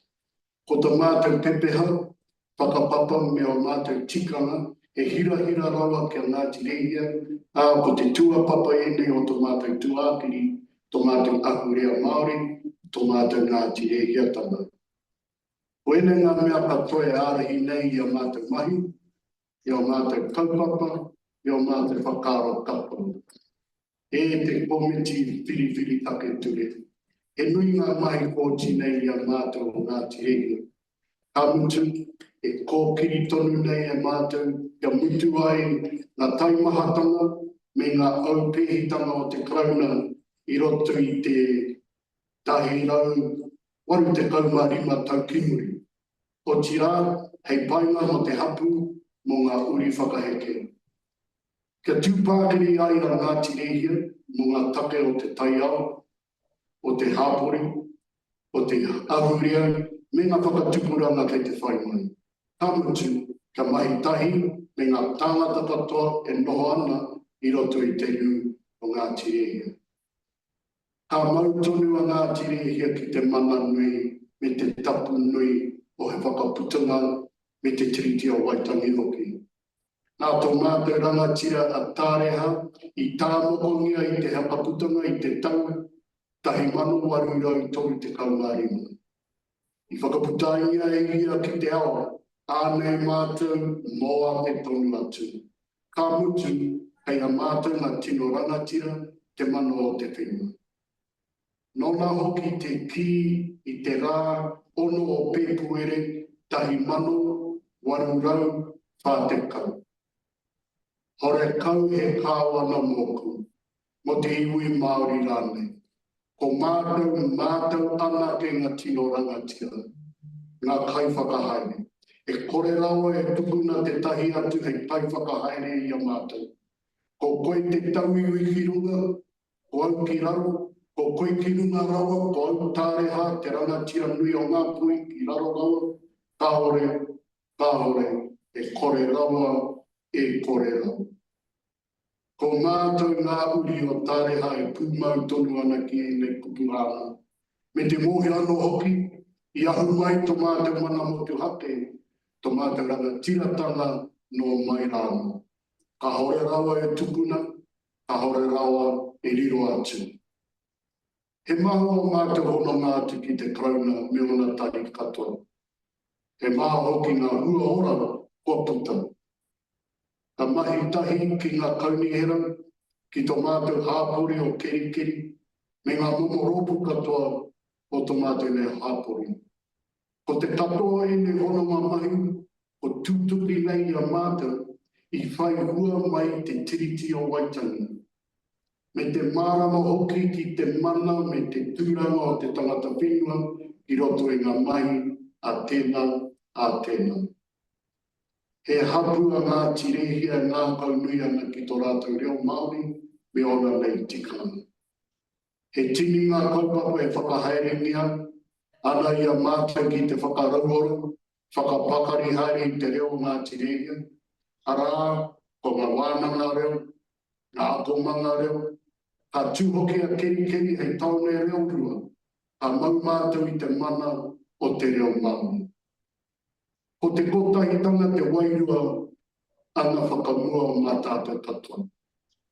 Ki te kotahi ai tātou, me ngā tahi te whakahaere, Pākehā mai, Māori mai. Ko te tiriti o Waitangi a meana ka noho mātā mua, te whakaute te tahi ki te tahi ngā wā katoa. Ko hua mai te kotahitanga, i te mahi ngā tahitanga a te karauna me Ngāti Rēhia. Engari mo tēnei pire, ko huri tuara ke te karauna ki ene āwatanga, ki te wairua o te kotahitanga. Ko tā mātou pepeha, whakapapo, me o mātou tikanga he hira rawa ki a Ngāti Rēhia, he mea hereri a Ngāti Rēhia, ki tō mātou taiao, tō mātou reo Māori, ki o mātou tupuna anō hoki. E te komiti whiri taketuri, hore kau he painga o te pire nei. E whakautu rānei, engari araroa atu ngā he, ngā tūkinotanga ki a Ngāti Rēhia, ki te ui Māori, o tirā ki te motu whānui. Ko ngā riponga wai ngā te klauna whakataungia, kia hanga mai te pire nei, ka ramona whānui tia e ngā whāreanga kei te whainei. Nei ka whakamana te pire, ko te wairua whakawehe tangata ka kitea mō ngā taumaha kei te heke mai. Ko ia e mēana Ngāti Rēhia, kia whakakahore ingia te pire i ngai atonu nei. Kia kaua te pire e tai atu ki tāna pānuitanga tuarua. Kia aro tika te kawanatanga ki āna takahanga, i raro i te tiriti o Waitangi. He timatanga noa i ko tēnei o te komiti whiri taketuri. No tātou kapa tēnei haipapa, kia mutu noa e nei tūkinotanga. Nei ki ka whakaingia tēnei piri e te kawana ka haere tonu, ka riro ko tapu wairua Māori. Nei ka whakaingia te piri e te kawana ka haere tonu, ka whakapāke hatia tāru ao Māori. Ka mutu ki tāku kite ko te tino mahi o tēnei pire, hei poro i tāku āre o Māori. Kia puta ko te reo pāke anahe i toku wā. Me pēhia rawa au e whakae ki tēnei pire, mena ko te utu ko te reo ātu tupuna, ko te utu ko te reo Māori, ara ko te utu o tāku reo manawa. No reira ānei mātou o Ngāti Rēhia, e meana me aukati me whakatahore tia tēnei pire i ngai atonu nei a tēnā rāpauta katoa. Well, kia ora Kepa. Thank you for your submission. Let's take that off. I'll go to a question from Huhana Linden and then we'll wrap up our session. Tēnā koe te matua e te pāpā e kipa, mō wō kōrero ki mua i te aroaro o tēnei komiti whiri mō ngā take ture. Me tēnei pire e tūkino ngi ana e raweke ana i te treaty o Waitangi. Koe anō, he pātai tāku e pāna ki tō kitenga i te pai tawhiti mō te treaty o Waitangi mō Aotearoa. He aha tērā whakakitenga au a Ngāti Rēhia ki roto i tō hāpori, anō ki roto i te taitoki rau Aotearoa whānui. Me pērā te kei. Hanga te whakakitenga mō tātou. Ki raro anō i tēnei korowai a tātou, ko he whakapūtanga me te treaty. Tēnā koe e huhana, me kawana ki ia koe me tō pātai rangatira, me pēnei tāku whakautu. Wa mātou me mahitai ki te krauna, rono atu mātou e mahitai ana me rātou.